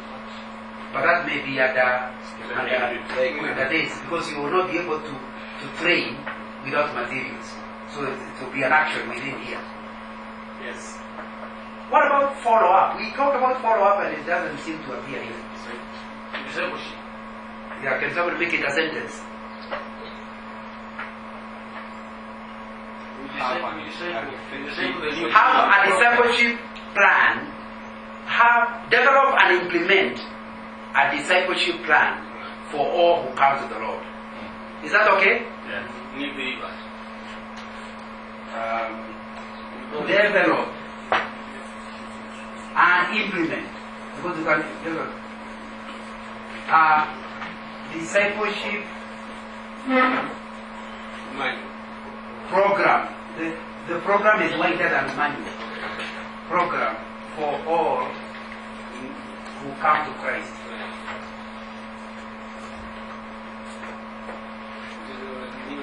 Now the catechism will be there to be aware of the thing. Anyway, let's read them here. That is how you do it. If you now go to your job, that's what you need to do for your job. Find out.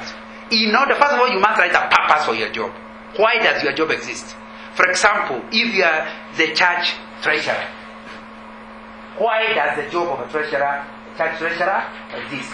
So you must now downsize the vision and mission of the total church into the vision and mission of a treasurer. Now, once you know what the purpose of that job is, you must look for 5 or 6 strategies that can help you to achieve your vision. Once you do that, we still don't have a scorecard. Once you do that, you have now reached a place where you have the 5. You must now convert the strategy into an objective. An objective is something that has an object and a verb. Unless you can see the verb and see the object, it's not yet a verb. For example, some of these strategies we are talking about, like raise and manage finances wisely. That sounds like the verb is raise. The object is finances. So it's clear it is an object, and it should be measurable. So, we now come with the objective. Then you come to actions that you need to take in order to end up with the objective. Then once you are clear, you talk about now KPI. How will you know that you have reached your objective? Once you have reached the objective, you now arrive at a target. What will be the target KPI? Here, when you are talking about KPI, you are talking about a measure. How will you measure the goal? Target. Then here, you talk about rating and finally evidence. That's what a scorecard is. However, you must start with, and now we will need to repeat the whole thing. I'm running too quickly. Remember, we are not talking about a scorecard. We are talking about a balanced scorecard. Because it is possible to make a scorecard, but it is not balanced. Until around 1990s, we always made scorecards. But the scorecards were, this is what I'm going to achieve, this is what I achieve it. It's still following that route. But people ended up with for business organizations, the key KPIs were finances. As long as an organization was giving a good return on investment, it was said to be doing well. Then they discovered you can get a good ROI, but the customers are running away. Isn't that what happened to Barclays? Those of us who are older, they started reducing the cashiers until the queues became longer. And so when equity came, we all ran to. How did it start? Because they were only emphasizing ROI, return on. And how do you get return on investment? It is profit divided by investment. So when you reduce the number of employees, you are reducing the denominator, isn't it? So your ROI keeps going up. But what does that do?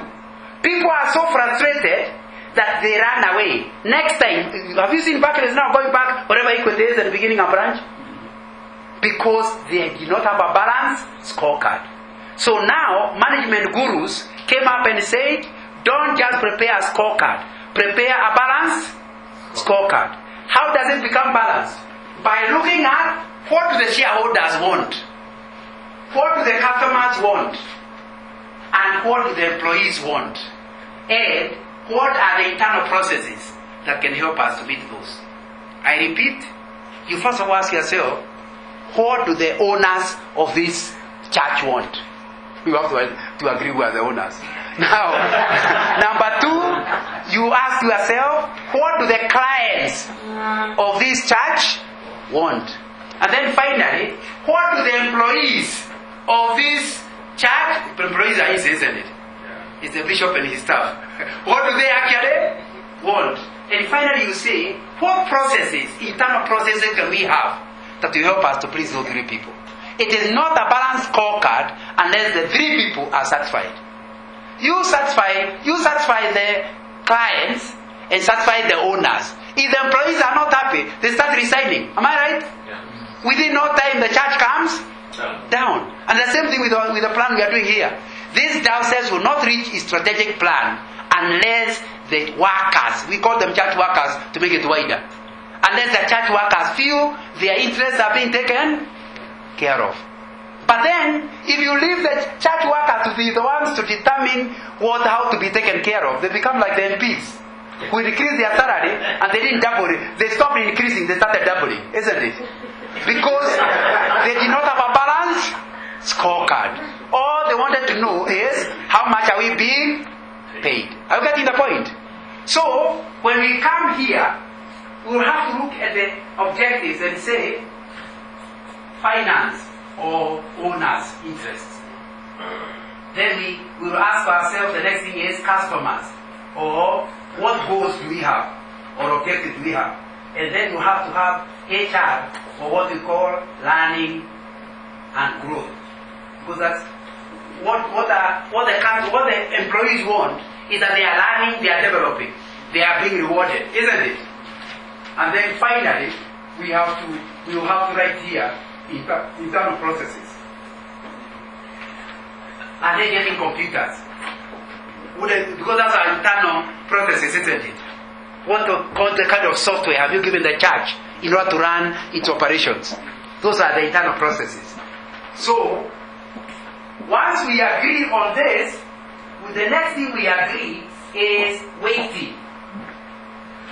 If you, for example, are going to the treasurer, we are writing the scorecard of the treasurer, most likely, finance will get 60% of the weight. In other words, although he has many objectives, it's the objectives of finance that will reward him. His score is driven by, but then, for it to be balanced, we still have to give him, he must be interested in the customers. So maybe we give him 20, that is 80, isn't it? And maybe here we give him 10 and 10. Does that make 100? Yes. 100. When it comes to the bishop, maybe it might end up to be finance. Something we drop it down to 40. Then when it comes to customers, they need to be somewhere around 30. That will make 70. Then we have this we can be 20. And internal processes, he will leave them to other people. So 40, 30, 20 becomes 90. So that becomes 10, 100. So it depends on who you are dealing with in order to determine. So what that means is that even if for the goals in A he gets a rating of. By the way, the rating I also done 1, 2, 3, 4, 5. A 1 means the guy should be fired.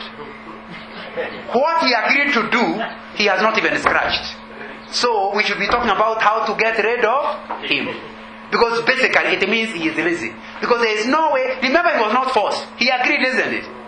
And then he has just gotten a 1. There is a problem there, isn't it? But the other problem is you may not need to fire him. He is in the wrong job. He is a chef who has been given rooms. so you may need to move him to rooms if somebody gets a 1. So the minimum anybody is expected to get is a 2. A 2 means you are struggling, but you did not quite get what you needed to get. That's a 2. A 1 means you didn't achieve.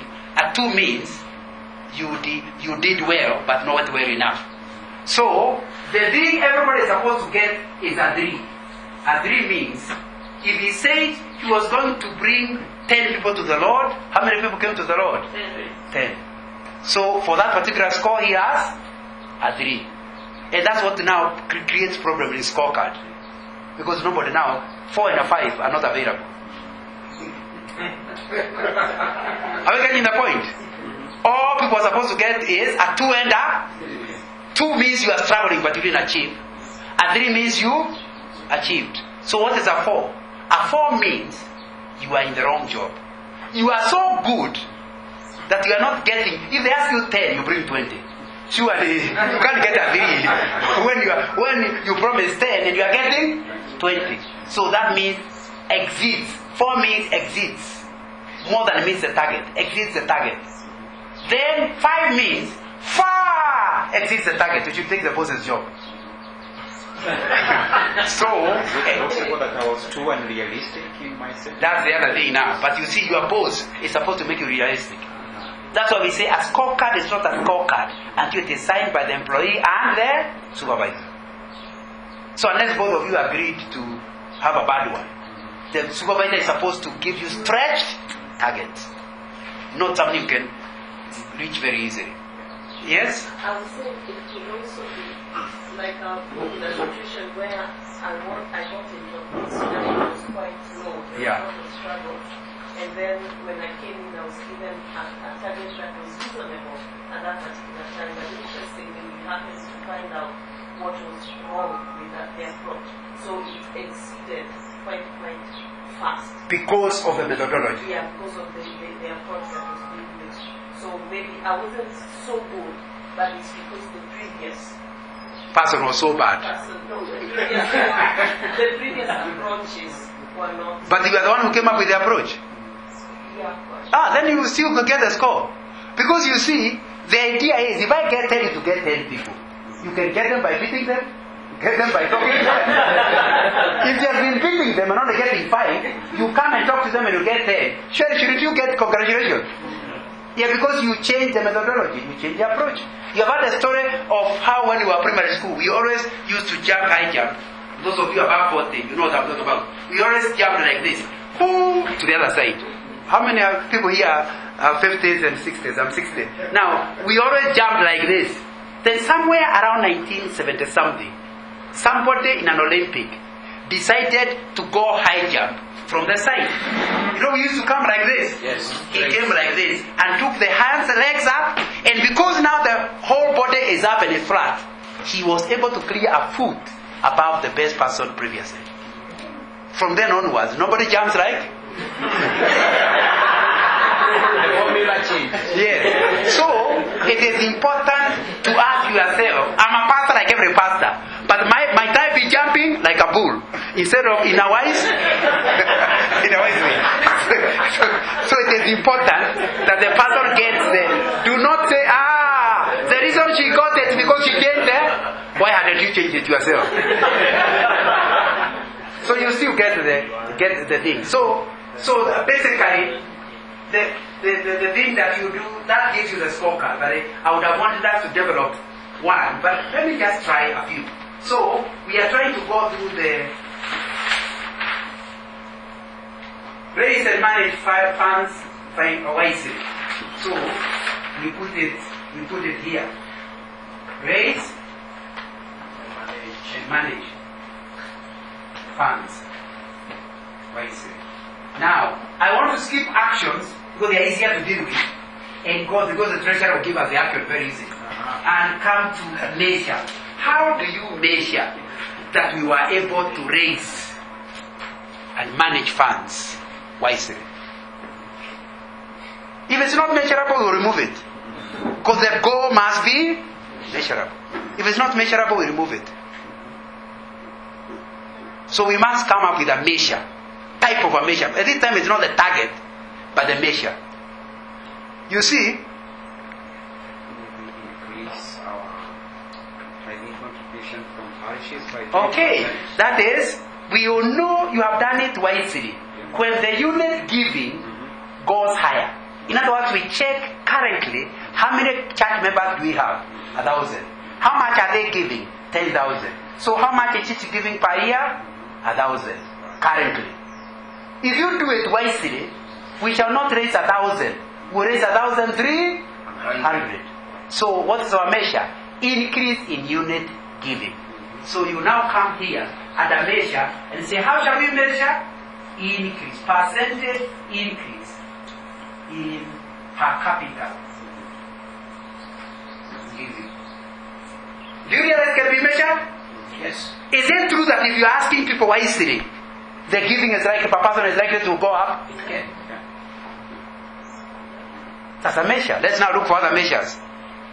Because you don't measure with only one area. There may be other things you need to measure. But that's a good measure.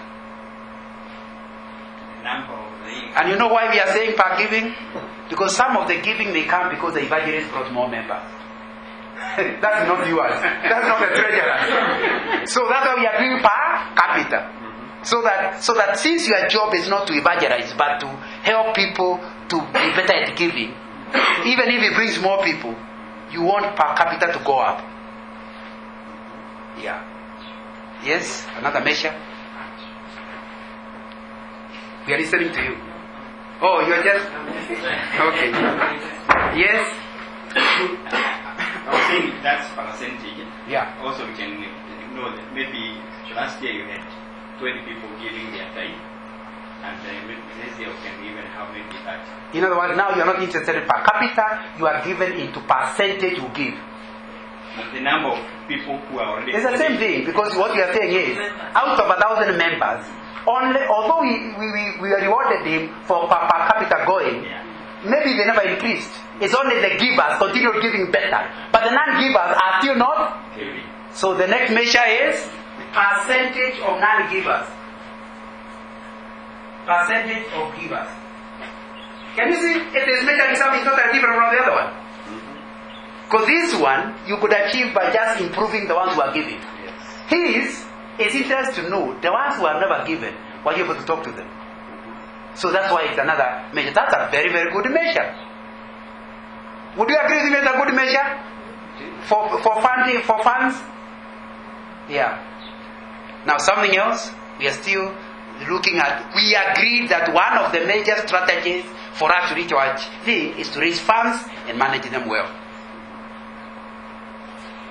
Yes? Big percentage growth in the asset base, maybe in terms of our network, assets and profit. Now, is that fundraising? Is it managing?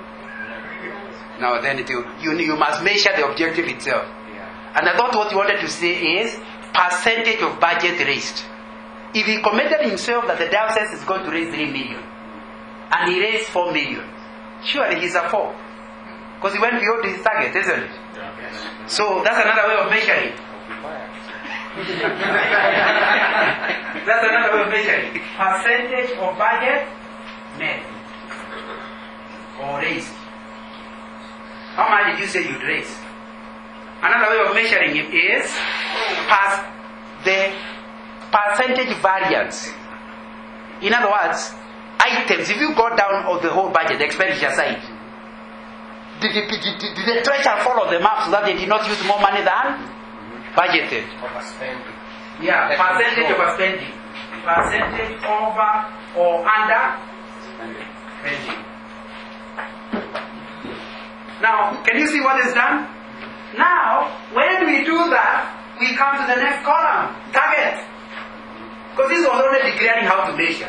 But you have not agreed what target this guy wants to be measured at the end of the year. If percentage increase in per capita giving, how much do you want to increase? By the way, whether we are not sure what it is currently, but whatever it is currently, you must measure it before the beginning of the year. Yes. Then at the end of the year, you now do an average. Yes. 20%. 20%. Wow! I'm sure the bishop will advise you to roll it. But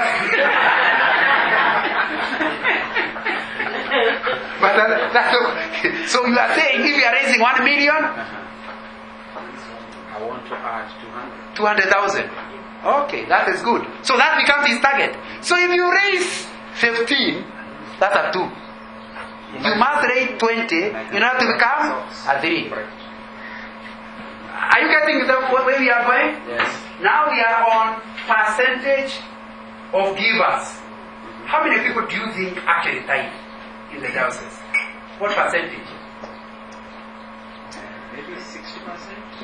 60% tithe. That's very good. That's very good. On average? Now we are talking about every committed Anglican in the diocese. I think it's lower than How many, what percentage of them are regular tithers? 40%? 40. Okay. The lower it becomes, the better for me. I get a 4. Yes, very good. Yeah, but the point is, you want to know where it is, that will give you a target. Okay. So currently 40%? By the way, do you realize this? Do you realize the scorecard cannot work without data? Yes. Are you getting it? Because now you must go back and do a study. Each church must be able to know who are tithers, who are not, so that they can tell, my job is not just to increase the tithe. But since you know there is blessing in giving, these people who are not giving, are they getting the blessing? No. So you are not even interested in the money as much as you're interested in people learning the joy of giving. So that we are giving you a target to get more people, not just more money, but more people involved. So we give you 50%. The first year, you should hit 50%. That may be unrealistic. It's already 43. So, They have just said it's 43. Oh, I thought it is the percentage increase. No. So we are not. Now here, it doesn't say increase. It says okay. percentage of givers. Perfect. The target is percentage of givers. So 10%.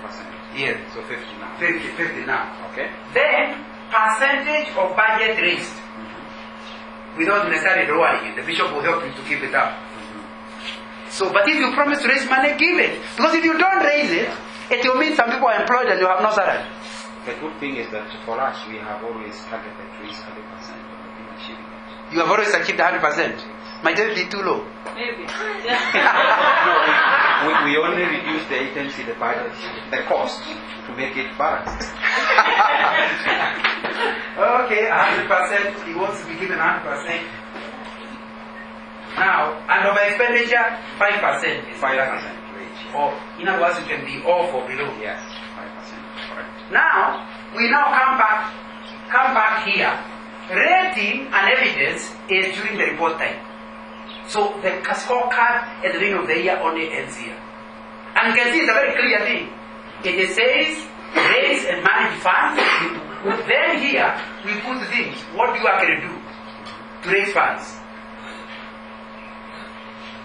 Sensitize the parish treasurers. Okay. Create our train church treasurers. Is that okay? Give me one. Or create awareness. Not really the treasurers, Yeah. but awareness. Yes.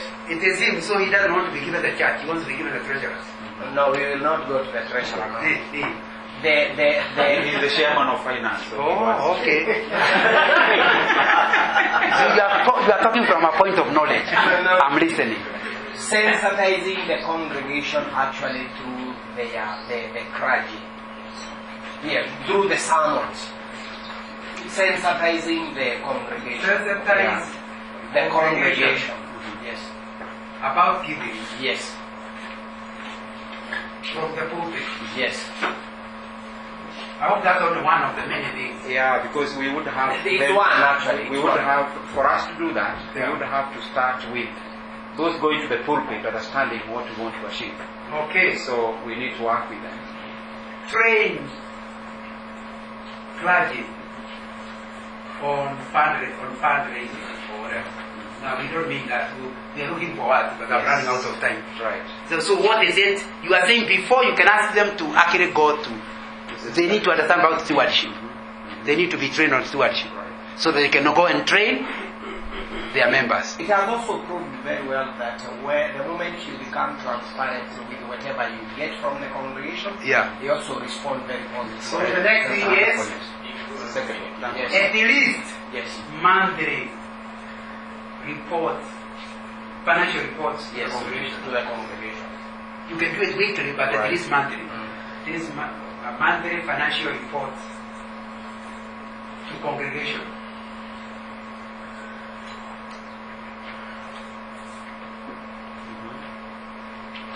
I think his point of management, Yeah. because we also need to manage the funds. Yeah. So the training of the treasurers. So we go back to train treasurers on financial management. Train treasurers on financial management. Like for example, a treasurer may not understand misappropriation of funds. And I know treasurers get into a lot of trouble for that. That you people are normally jailed by the government. If you misappropriate funds, you're actually jailed. You have seen people being jailed. Misappropriation means he never stole a single shilling, but he used it for the wrong purpose. Did you see the guys that were the PS and the director of tourism? It's not necessarily you took money, but you used it in the wrong way. So when a church treasurer uses money to give to the pastor that was meant to buy the pulpit, he needs to go to jail. He needs to understand that is called misappropriation of funds. That he needs to go back to the committee that wrote the budget and tell them, given that the pastor needs money, can we adjust the budget away from buying a pulpit to paying the? And if they approve it, he's no longer a sinner. Yeah, but those are the trainings I'm talking about. That financial mind is not an obvious thing. So you can be telling somebody they manage badly. If they look for it, they can't understand what their problem is. Because they only, instead of buying a pulpit, they give the pastor money. So all this is only one. We are only dealing with one. We have created an objective, created actions, and how to measure them. There is a column here, people like putting adding here, of deadlines or timing. Because when you say sensitized congregation, it may be important to put a column to say how much when, isn't it? Correct. Like for example, trained clergy needs to come before congregation. So you need a column, but it's not necessary because you could write it within the sentence and create a column on it. That's a scorecard. What will happen is, if for example in the rating on finance, you get a 2. On customer, you get a 1. No, you get a 3. On HR, you get a 2. On you get let's say you get a 3. Do you realize the average will go towards the 2? Because there's a weighting. It is being weighted against it. So that sometimes people are very disappointed. They did so well, yet when you do the weighted average, the average is bad. And you are given a score, not on the individual, but finally on the average. That's how we say the diocese did well. Because the diocese also must have a balanced scorecard. So to be able to say the diocese did well, we must be able to say it did work in finance. But how did we agree who are customer in the churches? They are the church members. Okay. So we must do things. We must have objectives that will help the church members. And then learning and growth. The staff, the recruitment, the promotion, the competence, all of those scores. And then here, creating structures. We put them somewhere, isn't it? That help to support. So that we need a scorecard for the diocese that is balanced. And then we can be able to see it next time we come and the whole diocese says, we got a 3. Or we got a 2. Or whatever. Now, I realize it's 4 o'clock.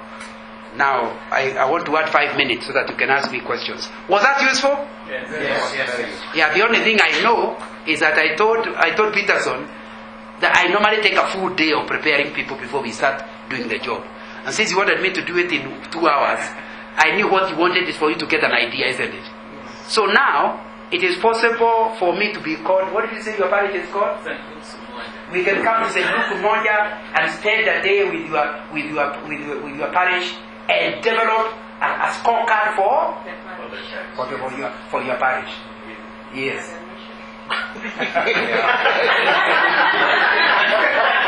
Remember, a scorecard includes the vision and then working it out to be sure it is not taking it away from the score from the diocesan one. He doesn't have one of that. Yes. It's only it is in his heart. It's not been written yet. Okay, anybody with a question, a comment? You need a scorecard even for your own house. Because you can quarrel your children because you are not agreed on how to measure what they are doing. Then you think they are bad children, but it's because you have an internal scorecard. What you are expecting is what they are expecting. So you are always quarreling people because the expectations were not properly mapped.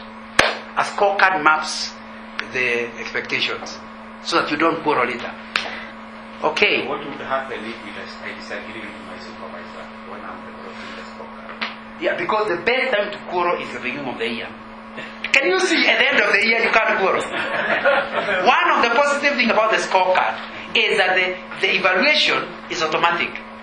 Because you see, like this what you have done, can you even debate? Increase in per capita giving. The auditor gave us the figures, isn't it? Yes. So, whether it's a bishop doing it or doing it, it's clear, isn't it? When we say percentage of givers, the data is again available from the statistics, isn't it? So this one is automatic. So when you say you failed, even the bishop agrees you failed. There is no debate about it. The idea, the good thing about the scorecard, all the fightings in the organization die. Because people can't say the bishop had Hanitaki. You did not achieve. See at Yakutaki, the scorecard shows where? Ojitaki. So all these ideas that bishop likes so and so, bishop doesn't like so and so, all die the day you have a scorecard. Because you see, when he says the pastor of St. Luke is better than the pastor of St. Karaoke. Now, it's not easy to say.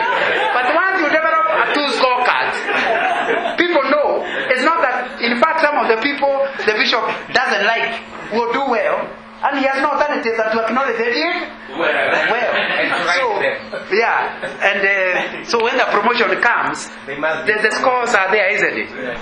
Yeah, so I think that's what I like about the scorecard. So that even if you're an employee, you need to fight for your organization to get a scorecard. And if you're an employer, instead of quarreling with your employees, please institute a scorecard.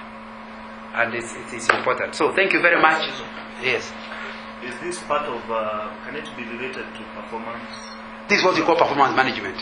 I'm only giving you one item in performance management. That's why he had called me to talk about after the plan is ready. How do you ensure it happens? You must create scorecards so that you hold people accountable to implement their strategic plan. That's really. And of course we talk about the 360. You have heard of the 360 assessment system. Yeah. There are many systems, but the scorecard is a major item within performance management. Now, thank you for all what you've done. Now, when you make the scorecard at the beginning of the year. And you review it at the end. In January, the following year. Yeah. Now, is there a mechanism that can be put in place where, for example, you can look at it mid? Isn't that what I'm talking about? That what I've given you is a scorecard. Remember, these columns, you'll be done first quarter, second quarter, third quarter, and overall. So even after 3 months, we know whether you're on your way to hell or to heaven. because we can see the direction you are going. You can't get. And that's not enough. If you really are going to performance management, you must have a method of catching people doing well. Most people catch people doing badly. If you really want to motivate people, you must catch them doing well. And those are all, but we don't have the time to deal with them. These are the things we were saying, other issues in performance management. Learn how to catch people doing well. Learn how to write a file note. If you catch somebody doing something extraordinary, don't put it in your heart. Because what happens is, when he does something bad later, you'll forget the good. So write it down and tell him, I came to your church. What I saw was so fantastic for reason number 1, number 2, number 3. May the Lord help you to continue in that way. File it. Then in others, he does something terrible. Now, you will not forget the good thing. Because both of them are in there. You're getting the point. All those are the gimmicks. Performance management. That's what you wanted me to mention. Yeah, that there are many things I have not mentioned. I want to mention the scorecard. Because it's the kingpin of the whole process. There's a hand there. Oh, yes, madam. I'm asking, what is your experience with this kind of tool in church setting? At least I can tell you, CITAM implements it, and I'm helping them, and it works. Okay. Yeah. And how about the conservative culture? You see, the first thing is for the bishop to pray to God that he is helped to change the culture. Because if there is no culture, first of all, the first thing I heard in CITAM was, you can't measure spiritual things. So the pastor said, okay, give it to clerks and messengers, but we are men of God. You don't measure us. So that meant that the thing was not implemented for 3 or 4 years. To change the culture. Because you must change the culture. People must understand that if you are praying and doing something and believing God will do it, then it must be measurable. Why? There is no way you have thanksgiving. Anybody who doesn't measure is not good at thanksgiving. The reason God at the end of the first day he said it is good, he looked at what he has created, isn't it? That's called assessment. It's called measurement. If God measured, who are we not? To measure. So nobody can do a job that cannot be measured. Do you realize when I started, you wondered, how are you going to measure? Then people started talking, and you saw it is measurable, isn't it? Yes. Yeah. Can I, in relation to that, I just wanted clarification. Yes. On the rating, Yes. do you agree to the supervisor on how you're going to rate? And when it comes to now, how do you get to rate? Now, I need to say here, you don't agree at the end of the year. You agree at the beginning of the year. you agree, these are the actions you take. Both of you agree. The objective of these actions is this. And you can see we are measuring not more the actions, but the effectiveness of the actions. So our measures here are not measuring actions. They are measuring the objective. Actually, what I was talking about. Now I'm coming to that. So when you now finally come here, the measure says, I'll know, Bishop, I agree, I'm the treasurer. I'll know I have done a good job if I increase the per capita giving. That's the beginning of the year. Then you must say, how much do you want to increase? 20%. So at the end of the year, there is no debate. You don't even have to discuss. You just give the person who calculates the per capita. Then he gives you a report. You enter it here, and it automatically, if it is less than 20, it's a 2. If it is 20, it's a 3. It's already pre-known. I think that's what he's following up. Yeah. If we are using a tool, the 1, 2, 3, 4, 5 is also known at the beginning of the year. That's what I'm saying. A 1, although it's the definition are normally at a note at the bottom. The note at the bottom says a 1 means this, a 2 means this, a 3 means this. You only get a 4 if you go beyond this percentage. Yeah. But they must be written. In some of the churches that I have dealt with, and I've dealt the number of churches, that the reason why you saw me come quickly, it created a big problem. Because the pastor got what he promised to get. The bishop is saying he didn't perform. And they could agree. Because he said, Brother Nga, come and help us. This man told me to do this. I did it. He wants to give me a 3. So I actually told the supervisor, he is on wrong. They should have defined, which is what you are saying. Now I get your message. They should have agreed the meaning of the rating at the beginning of the year. Not at the end. Not at the end. The other crucial thing probably is the weighting. Yeah. The weighting is also where you can have a source of conflict. Because these weightings change depending on what is your job. What is the emphasis this year? Exactly. And also what is your job? Exactly. So depending with this is also very critical, because if I give you a 40 here and you get a 2 here, you can see you end up with 0.8, which now affects your total, because at the end of the day you have to actually now go and total the score here to get either 1, 2, 3 or 4 or 5. So it's a weighted average. In the beginning, I don't think there should be any issue. That's why we are saying that you agree that weighting at the beginning. At the beginning. At the beginning. Yes. And I've now got the bishop's word, even the meaning of the rating. Yes. The only thing is that the meaning of the rating is normally agreed, not between individuals, but thousands wide. Thousands wide. In the organization. The organization agrees. For example, one bank that I worked with, they finally agreed on the first year. A 3 does not mean achieving the target. It means achieving to 75% of the target. Yes. Why? Because I don't even understand what I'm doing. I'll take from January to March struggling to understand the scorecard. So I will only be left with 9 months to do 12 months. And the board approved it. That you will get a 3 even if you hit 75% of your target. So if you get 100%, you get a 4. It means you get a bonus. You don't just get a salary increase. You get a bonus. Because for you have done beyond, and yet you only got 100. So that's the definition the bishop is saying needs to be agreed at the beginning. Because there can be circumstances that forced the rating not to be achieved. Generally, because something happened, like you did in between. Yes. But the one thing that is discouraged is renegotiating the scorecard media. Don't renegotiate in media. Agree right at the beginning. Anyway, I think we better stop there now, not ask whether questions.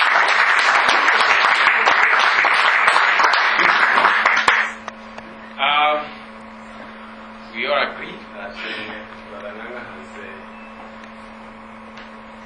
really helped us realize that even spiritual things can be changed. It would have been sensitive for me to come and start rating my own pastors. So, thank you very much, Brother Nanga. Please remember, if you want any of the books he has written, talk to me. You see, Peterson. Yes. And it's time for tea again. Are you saying, oh, not again? Oh, okay, then we'll have tea. And yes. So this time we will request